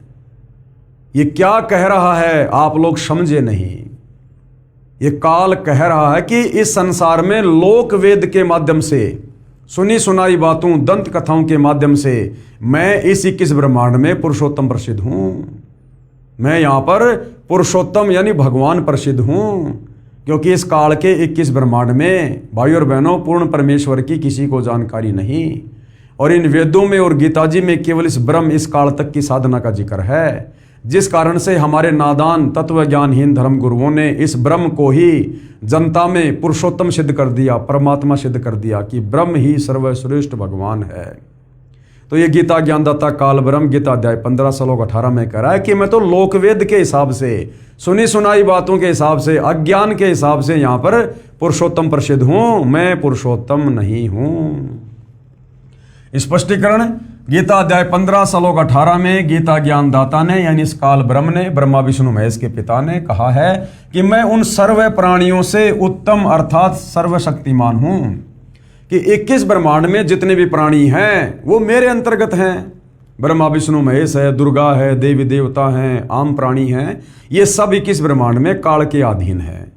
तो 21 ब्रह्मांड में इन प्राणियों में ये काल शक्तिमान है, इसलिए ये पुरुषोत्तम प्रसिद्ध है। लेकिन वास्तव में ये वो पुरुषोत्तम नहीं है। जो तीनों लोकों में प्रवेश करके सबका धारण पोषण करता है और जिसने सर्व ब्रह्मांडों की रचना की है। गीता अध्याय 15 श्लोक 18 में गीता ज्ञानदाता ने कहा है कि मैं उन सर्व प्राणियों से उत्तम अर्थात शक्तिमान हूं जो मेरे 21 ब्रह्मांडों में रहते हैं, इसलिए लोक वेद अर्थात दंत कथा के आधार से मैं पुरुषोत्तम प्रसिद्ध हूं। वास्तव में पुरुषोत्तम तो गीता अध्याय 15 श्लोक 17 में स्पष्ट कर दिया। उत्तम पुरुष अर्थात पुरुषोत्तम तो क्षर पुरुष यानी काल यानी गीता ज्ञानदाता तथा अक्षर पुरुष जो सात संग ब्रह्मांडों का स्वामी है उनसे अन्य ही है, वही परमात्मा कहा जाता है। और वो क्या करता है? वह सर्व का धारण पोषण करता है, वास्तव में अविनाशी है। यानी तीनों लोकों में प्रवेश करके काल के 21 ब्रह्मांड में, अक्षर पुरुष के सात संग ब्रह्मांडों में और ऊपर के चारों लोकों में प्रवेश करके जो परमात्मा सबकी रोजी रोटी का, सबकी सुख सुविधा का, सबकी आवश्यकताओं का उनके कर्म संस्कार अनुसार प्रबंध करता है, यानी तीनों लोकों में प्रवेश करके सबका धारण पोषण करता है, वह परम अक्षर ब्रह्म है। वो है वो तत्ब्रह्म, वो परम अक्षर ब्रह्म, वो कबीर देव जो असंख्य ब्रह्मांडों का मालिक है, जो सर्व सर्जनहार है, कुल का मालिक है अर्थात परमात्मा है। अब जनता अपनी आंखों से देख रही है, कानों से सुन रही है और हिंदू धर्म ग्रंथों से सतगुरु रामपाल जी जो कि कबीर जी की तरफ से उनके एडवोकेट हैं, वो सारी चीज़ें प्रमाणित कर रहे हैं। तो जनता की भी और अधिक अध्यात्म को जानने में रुचि बढ़ रही है। तो आगे जनता की अदालत में जनता ने क्या सवाल किया? प्रश्न नंबर 9, अक्षर का अर्थ अविनाशी होता है। आपने गीता अध्याय 15 श्लोक 16 में भी अक्षर पुरुष को भी नाशवान बताया, ये स्पष्ट करो। अब जनता चूंकि पहली बार शास्त्रों की सच्चाई से परिचित हो रही है तो मन में शंकाएं भी काल प्रेरणा से साथ साथ में उठ रही हैं। तो जनता क्या कह रही है कबीर जी के वकील सतगुरु रामपाल जी से कि एक तरफ तो आप गीता अध्याय 15 श्लोक नंबर 17 का हवाला दे रहे हो कि वो परम अक्षर ब्रह्म ही अविनाशी है, कबीर ही अविनाशी है। दूसरी तरफ आपने गीता अध्याय 15 श्लोक नंबर 16 में जिन दो भगवानों का जिक्र किया है, क्षर पुरुष का और अक्षर पुरुष का, तो अक्षर पुरुष ये तो उसके नाम से जाहिर हो रहा है कि वो भी अविनाशी है, अक्षर यानी अविनाशी। फिर आप कह रहे हो कि वो भी मरता है, उसके लोक में प्राणी हैं वो भी मरते हैं। तो परमात्मा कह रहे हैं कि गीता अध्याय 15 श्लोक नंबर 16 में जो क्षर पुरुष है वो तो ये काल है और दूसरा जो है वो अक्षर पुरुष है। तो उस अक्षर पुरुष को अक्षर पुरुष क्यों कहा गया है? उस परब्रह्म को अक्षर पुरुष क्यों कहा जाता है? इसलिए कहा जाता है कि उसकी उम्र इस काल की तुलना में बहुत लंबी है, बहुत ज्यादा है, परंतु मरता अंत में वो भी है। अगर वही अक्षर पुरुष होता, वो परब्रह्म, अगर वो अविनाशी होता तो फिर गीता अध्याय 15 श्लोक नंबर 17 में ये कहने की जरूरत नहीं थी कि उत्तम पुरुष तु अन्य परमात्मा इति उदारते, यानी वास्तव में पुरुषोत्तम तो कोई और ही है, अविनाशी तो कोई और ही है। इसका मतलब गीता अध्याय 15 श्लोक 16 वाला जो अक्षर पुरुष है वो वास्तव में अविनाशी नहीं है। इस काल ब्रह्म की तुलना में उसकी उम्र ज्यादा होने के कारण उसको अविनाशी कहा गया है।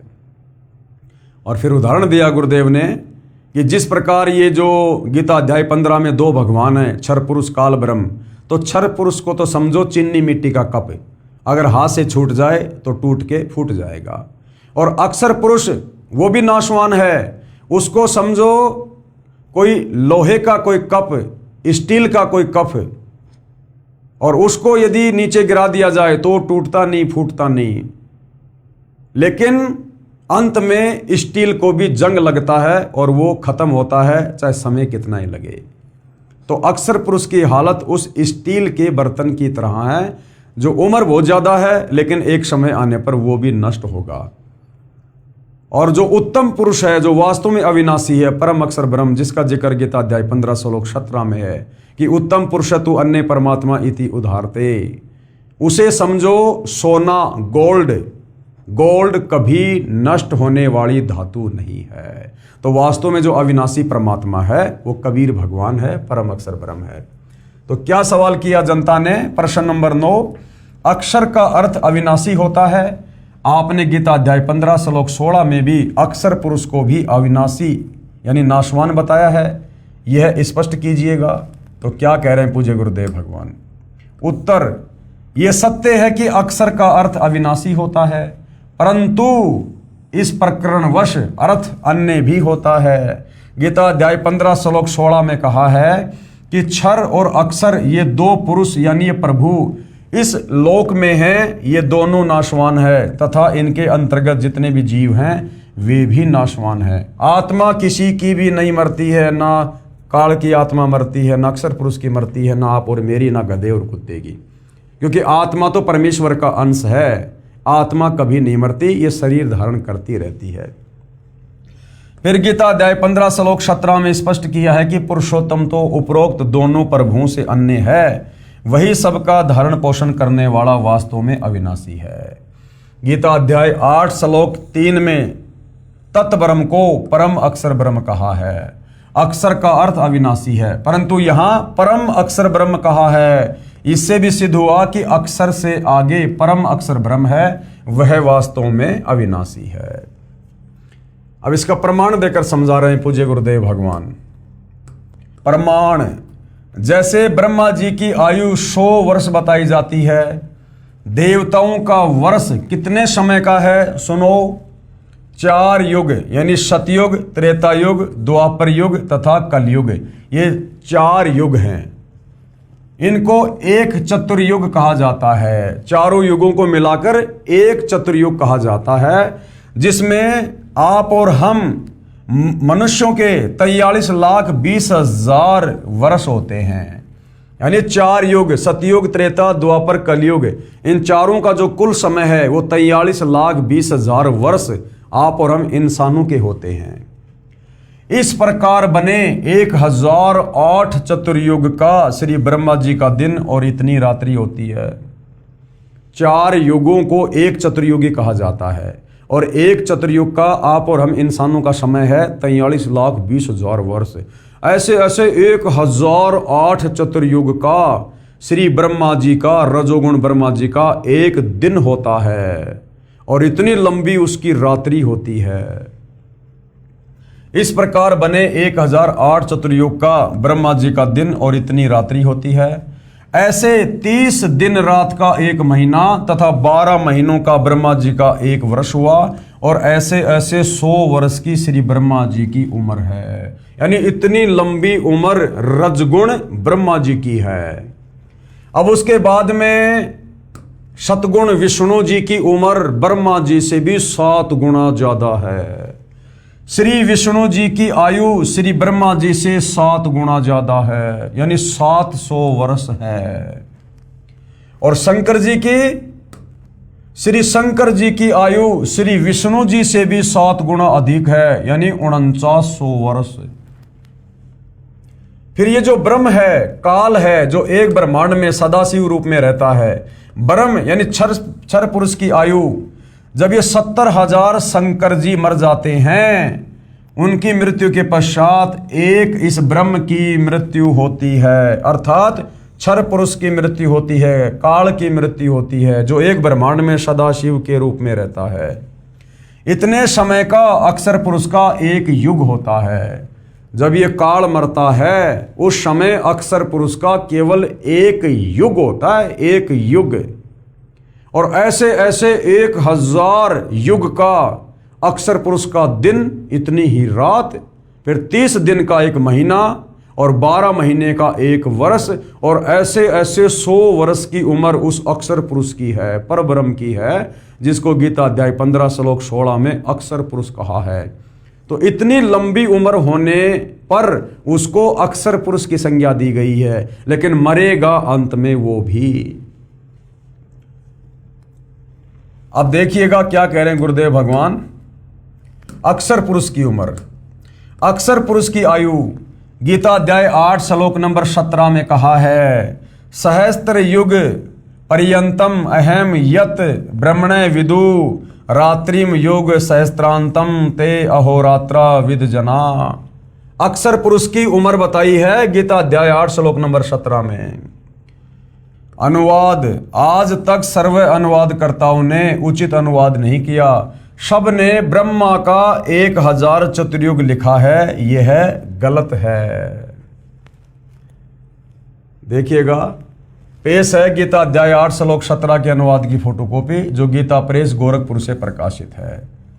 सहस्त्र युग पर्यंतम अहम यत ब्रह्मणे विदु रात्रिम युग सहस्त्राम ते अहोरात्रि विद जना। और सामने इसका हिंदी में अनुवाद किया गया है, जो कि गलत है। यहां पर ये ब्रह्मणे है, इसका अर्थ इन्होंने कर दिया ब्रह्मा का। ब्रह्मा का जो एक दिन है उसको 1000 चतुर्युग तक की अवधि वाला, और रात्रि को भी 1000 चतुर्युग की अवधि वाली। जो पुरुष तत्व से जानते हैं वे योगीजन काल के तत्व को जानने वाले हैं। अब गुरुदेव भगवान क्या कह रहे हैं? इन अनुवादकर्ताओं की गलतियों को सार्वजनिक कर रहे हैं। मूल पाठ में यानी जो संस्कृत है उसमें सहस्त्र युग लिखा है, न कि सहस्त्र चतुर्युग।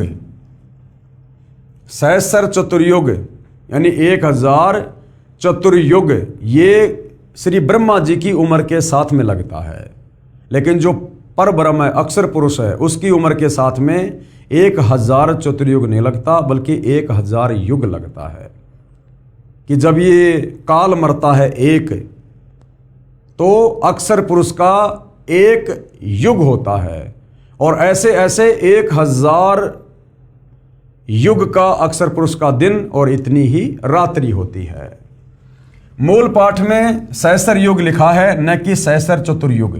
इसलिए गीता अध्याय 8 श्लोक 17 का अनुवाद ऐसे बनता है, अक्षर पुरुष का यानी उस पर ब्रह्म का, जिसको अध्याय 15 श्लोक 16 में जिसको अक्षर पुरुष कहा गया है, अक्षर पुरुष का जो दिन है वह सहस्त्र युग लिखा है यहां पर, ना कि सहस्त्र चतुर्युग। सहस्त्र युग यानी 1000 युग की अवधि वाला, और रात्रि को भी 1000 युग की अवधि वाली। जो पुरुष जानते हैं वे व्यक्ति दिन रात को जानने वाले हैं। भावार्थ, इस श्लोक में ब्रह्मा शब्द मूल पाठ में नहीं है, और न ही चतुर्युग शब्द मूल पाठ में है। इसमें ब्रह्मणे शब्द है। ब्रह्मणे शब्द यहां पर जो आप देख रहे हैं ये ब्रह्मणे शब्द है इसमें, और मूल पाठ में देखिएगा ये ब्रह्मणे शब्द है यहां पर। लेकिन अनुवादकर्ताओं ने श्री ब्रह्मा जी को समझकर और इसका अनुवाद कर डाला, जबकि ये अक्षर पुरुष के लिए है, ये परब्रह्म के लिए है। भावार्थ, इस श्लोक में ब्रह्मा शब्द मूल पाठ में नहीं है, और न ही चतुर्युग शब्द मूल पाठ में है। इसमें ब्रह्मणे शब्द है, जिसका अर्थ है सच्चिदानंद घन ब्रह्म, अर्थात परम अक्षर ब्रह्म होता है। परंतु प्रकरण अनुसार ब्रह्मणे का अर्थ ब्रह्म से अन्य यानी परब्रह्म अक्षर ब्रह्म भी होता है। इसका प्रमाण देखिए, गीता अध्याय 17 श्लोक 23 में ब्रह्मणे का अर्थ सच्चिदानंद घरम ब्रह्म किया है। इन्हीं अनुवादकर्ताओं ने गीता अध्याय 17 श्लोक 23 में जो ब्रह्मणे शब्द है, ओम तत् सत इति निर्देश, और ब्रह्मणे त्रिविध समर्थे, तो ये जो ब्रह्मणे शब्द है इसका अर्थ इन्होंने सच्चिदानंद घन ब्रह्म किया है। गीता के अनुवादकर्ताओं ने, वह अनुवादकर्ताओं ने ठीक किया है। इस गीता अध्याय 8 श्लोक 17 में आयु का प्रकरण है, इसलिए यहां पर ब्रह्मणे का अर्थ अक्षर ब्रह्म बनता है, क्योंकि सच्चिदानंद घन ब्रह्म की तो कोई उम्र है ही नहीं। वे तो अजन्मा हैं, अविनाशी हैं, अजरो अमर हैं, उनकी कोई आयु कोई उम्र नहीं है। यहां अक्षर पुरुष की आयु की जानकारी दी है। अक्षर पुरुष का एक दिन उपरोक्त 1000 युग का होता है। 70,000 शंकर की मृत्यु के पश्चात एक क्षर पुरुष की मृत्यु होती है, यानी काल की मृत्यु होती है। वह समय एक युग अक्षर पुरुष का होता है। ऐसे बने हुए 1000 युग का अक्षर पुरुष का दिन तथा इतनी रात्रि होती है। ऐसे 30 दिन रात्रि का एक महीना तथा 12 महीनों का अक्षर पुरुष का एक वर्ष, तथा ऐसे 100 वर्ष की अक्षर पुरुष की उम्र है। इसके पश्चात इसकी भी मृत्यु होती है, इसकी अक्षर पुरुष की भी मृत्यु होती है। इसलिए गीता अध्याय 15 श्लोक 16 में क्षर पुरुष तथा अक्षर पुरुष दोनों नाशवान कहे हैं। गीता अध्याय 15 श्लोक 17 में जो वास्तव में अविनाशी परमात्मा कहा है, ये परमात्मा सर्व प्राणियों के नष्ट होने पर भी नाश में नहीं आता, अर्थात वो वास्तव में परम अक्षर ब्रह्म है, वो कबीर देव है। देखिएगा फोटोकॉपी पेश है गीता अध्याय 17 श्लोक 23 की फोटोकॉपी, जिसमें ब्रह्मणे का अर्थ सच्चिदानंद घन ब्रह्म किया है, जो बिल्कुल सही है। श्लोक क्या है? ओम तत् सत इति निर्देश ब्रह्मणे त्रिविध समर्थ और ब्राह्मणा तेन वेद्या च यज्ञा च विहिता पुरा। ओम तत् सत, ऐसे यह 3 प्रकार का सच्चिदानंद घन ब्रह्म का यानी कबीर परमात्मा का नाम कहा है। उसी से सृष्टि के आदि काल में ब्राह्मण और वेद तथा इत्यादि यज्ञ रचे गए, यानी इस सृष्टि की शुरुआत में यानी सतयुग में इसी सच्चिदानंद घन ब्रह्म की इन्हीं 3 मंत्रों के साथ में जो विद्वान पुरुष थे वो पूजा किया करते थे, भक्ति किया करते थे। प्रमाण गीता अध्याय 8 श्लोक 20 से 22 में स्पष्ट है कि वह परम अक्षर ब्रह्म सब प्राणियों के नष्ट होने पर भी कभी नष्ट नहीं होता। उदाहरण, जैसे सफेद मिट्टी के बने कप और प्लेट होते हैं, उनका ज्ञान है कि हाथ से छूटे और पक्के फर्श पर गिरे और टूटे, अर्थात नाशवान। ये क्षर पुरुष समझो, काल समझो, ये मिट्टी के बर्तन की तरह। ये स्थिति तो क्षर पुरुष की जानो, इस काल ब्रह्म की, ब्रह्मा विष्णु महेश के पिता की जानो। और दूसरा उदाहरण समझो, दूसरा जो कप और प्लेट है वो स्टील का, इस्पात का बना हो, वे बहुत समय उपरांत जंग लगकर नष्ट होते हैं, शीघ्र नहीं टूटते, वे नष्ट नहीं होते। मिट्टी के बने कप और प्लेट की तुलना में यानी काल ब्रह्म की तुलना में स्टील के कप प्लेट चिरस्थायी हैं, यानी अक्षर पुरुष काफी लंबी उम्र रखता है इस क्षर पुरुष काल ब्रह्म की तुलना में, इसलिए ये अविनाशी प्रतीत होते हैं परंतु है नाशवान। इसी प्रकार स्थिति अक्षर पुरुष की जानो, यानी ये जो परब्रह्म है, अक्षर पुरुष है, ये उस लोहे के बर्तन की तरह है, इस्पात के बर्तन की तरह है, जो हाथ से छूट जाए तो जल्दी से टूटता नहीं, लेकिन अंत में जंग लगकर वो भी नष्ट होता है, लोहा भी नष्ट हो जाता है, मिट्टी में मिल जाता है। और तीसरा जो परम अक्षर ब्रह्म है, जो कबीर देव हैं, तीसरे कप प्लेट सोने के बने हों, वे कभी नष्ट नहीं होते, उनको जंग नहीं लगता। ये स्थिति परम अक्षर ब्रह्म की जानो, यानी कबीर भगवान की जानो, ये वास्तव में अविनाशी है। इसलिए प्रकरणवश अक्षर का अर्थ नाशवान भी होता है, वास्तव में अक्षर का अर्थ अविनाशी होता है। उदाहरण के लिए गीता अध्याय 8 श्लोक 11 में मूल पाठ में यत अक्षरम वेद विदह वदंती विशंति यत यते वितरागा यत इच्छन्तः ब्रह्मचर्यम चरंती तत्ते पदम संग्रहण प्रवक्षे।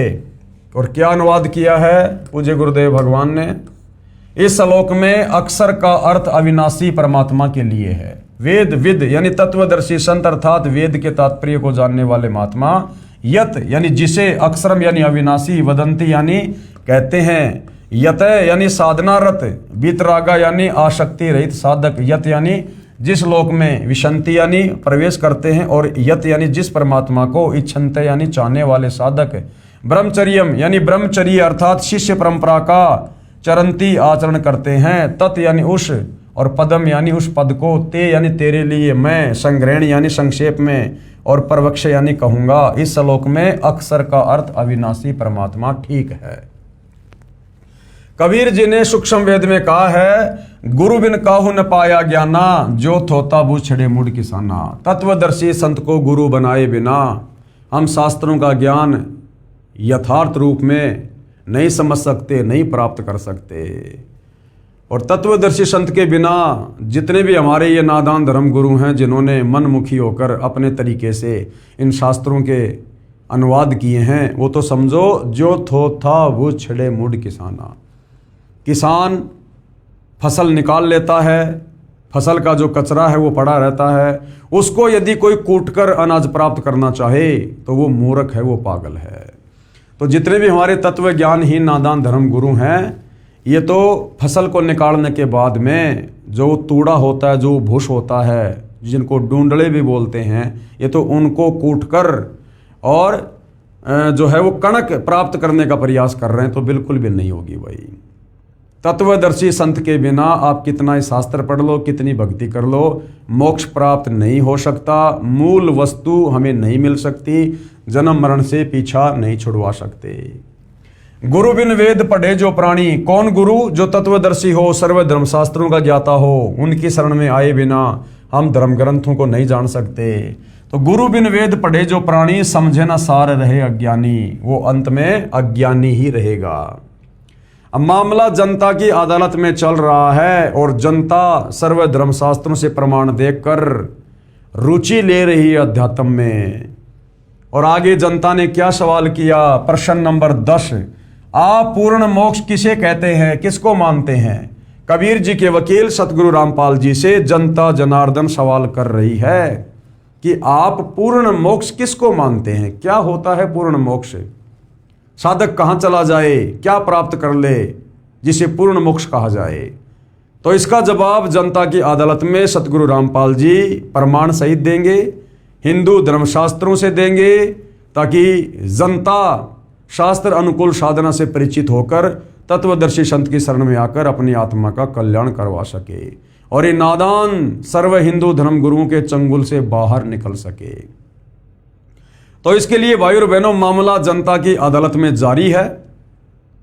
एक तरफ श्री कृष्ण जी के वकील बनकर सर्व हिंदू धर्म गुरु खड़े हैं, दूसरी तरफ कबीर जी के वकील सतगुरु रामपाल जी खड़े हैं।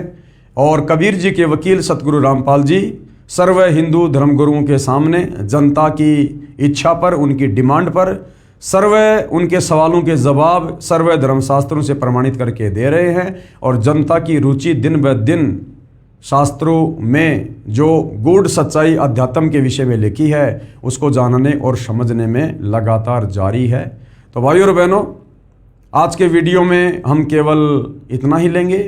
कल जनता की अदालत में हम फिर से उपस्थित होंगे, फिर से ज्ञान चर्चा होगी। सर्व हिंदू धर्म से जुड़े भाई बहनों को अपने धर्म ग्रंथों से परिचित करवाया जाएगा। तब तक पूज्य गुरुदेव भगवान हम सबको आज्ञा दे, आशीर्वाद दे, सद्बुद्धि दे। बंदी छोड़ सतगुरु रामपाल जी परमेश्वर जी की जय हो।